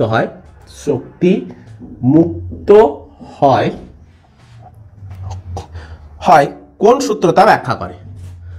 কোন সূত্র তা ব্যাখ্যা করে? আইনস্টাইনের ভর ও শক্তির তুল্যতা সূত্র, E=mc²। ব্যাস। তো নেক্সট কোশ্চেন হচ্ছে তেজস্ক্রিয়তা একটি নিউক্লিয় ঘটনা ব্যাখ্যা করো। তেজস্ক্রিয়তা একটি নিউক্লিয় ঘটনা ব্যাখ্যা করো। নেক্সট কোশ্চেন কি আছে দেখো, যে আলফা বিটা গামা রশ্মির ভর ও ভেদন ক্ষমতার তুলনা করো। তোমরা একদম পার্থক্যটাই করে নেবে, আলফা বিটা গামা রশ্মির পার্থক্যটা করে নেবে, একদম সবকিছু পেয়ে যাবে। নেক্সট কোশ্চেন, ভর ত্রুটি কাকে বলে? তারপরে বলেছি নিউক্লিয় চুল্লি বা নিউক্লিয়ার রিঅ্যাক্টর কি? ভর ত্রুটি কাকে বলে, তার সাথে নিউক্লিয় চুল্লি কি হয়েছে? আচ্ছা, নেক্সট কোশ্চেন দেখো, নেক্সট কোশ্চেন পাশে পাশে একটু একটু করে লিখে দেবো। তো নিউক্লিয় বিভাজন কাকে বলে, উদাহরণ দাও। এইখানটা লিখে দিচ্ছি 13 নম্বর। নিউক্লিয় বিভাজন কাকে বলে, উদাহরণ। হয়েছে। নেক্সট কোশ্চেন বলছে নিউক্লিয় বন্ধন শক্তি কাকে বলে, এই বন্ধন শক্তির উৎস কি? নিউক্লিয় বন্ধন শক্তি কাকে বলে, নিউক্লিয় বন্ধন শক্তি কাকে বলে, এর উৎস। তো বলে দেবো আমরা এর উৎস, ভর ত্রুটি থেকে নিউক্লিয় বন্ধন শক্তি হচ্ছে এর উৎস। নেক্সট কোশ্চেন, নিউক্লিয় সংযোজন কাকে বলে, এর উদাহরণ। নেক্সট কোশ্চেন, নিউক্লিয় সংযোজন কাকে বলে, তার উদাহরণ। ক্লিয়ার? আচ্ছা, নেক্সট কোশ্চেন বলেছে নিউক্লিয় সংযোজনের পূর্বে নিউক্লিয় বিভাজন ঘটানো হয় কেন? নিউক্লিয় সংযোজন এর পূর্বে নিউক্লিয় বিভাজন ঘটানো হয় কেন? ক্লিয়ার? আচ্ছা, তো নেক্সট কোশ্চেন দেখো, নেক্সট কোশ্চেন আর একটা মাত্র কোশ্চেন আছে, দেখিয়ে দিই। 17 নম্বর, এইখানটা দেখে দিচ্ছি। দেখো একটা অঙ্ক এসেছিল, 17তে এসেছিল, মাধ্যমিক 2017তে এসেছিল। দেখো আর অঙ্ক আসেনি, তো এই অঙ্কটা এসেছিল যে ইউরেনিয়াম 92,238 থেকে আলফা কণা নিঃসরণের ফলে যে মৌলটি উৎপন্ন হয় তার পারমাণবিক সংখ্যা কত? তার পারমাণবিক সংখ্যা কত? অ্যান্সার কি হবে জানো? এর অ্যান্সার আমি ফট করে দিচ্ছি। দেখো, ইউরেনিয়াম 92,238 থেকে যদি একটা আলফা যদি বেরিয়ে যায়, আলফা বেরিয়ে যায় মানে হিলিয়াম 24, তাহলে এখান থেকে একটা পারমাণবিক, দুটো পারমাণবিক সংখ্যা কি যাবে? কমে যাবে। যে নতুন মৌলটা যেটা সৃষ্টি হবে তার পারমাণবিক সংখ্যা কত হবে 90, আর ভর সংখ্যা 4 কমে যাবে, তার ভর সংখ্যা কত হবে 234। তাহলে ভর সংখ্যা আমাকে চাইনি, শুধু পারমাণবিক সংখ্যা চেয়েছে, তাহলে অ্যান্সার হবে কি না, অ্যান্সার হচ্ছে 90। হ্যাঁ, তো এই ছিল প্রিভিয়াস ইয়ার কোশ্চেন। তো তার সাথে সাথে পুরো একদম গোটা লেকচারটাকে একদম ড্রাইভ করা আছে, তো তোমরা মন দিয়ে পড়াশোনা চালিয়ে যাও এবং বেস্ট থেকে বেস্ট কোশ্চেনগুলোকে এখান থেকে লাগিয়ে দাও। তো একবার শুধু দেখো এবং গুরুদেব হয়ে যাও। তো আজকের মতো এতটুকুই থাকলো। Good evening.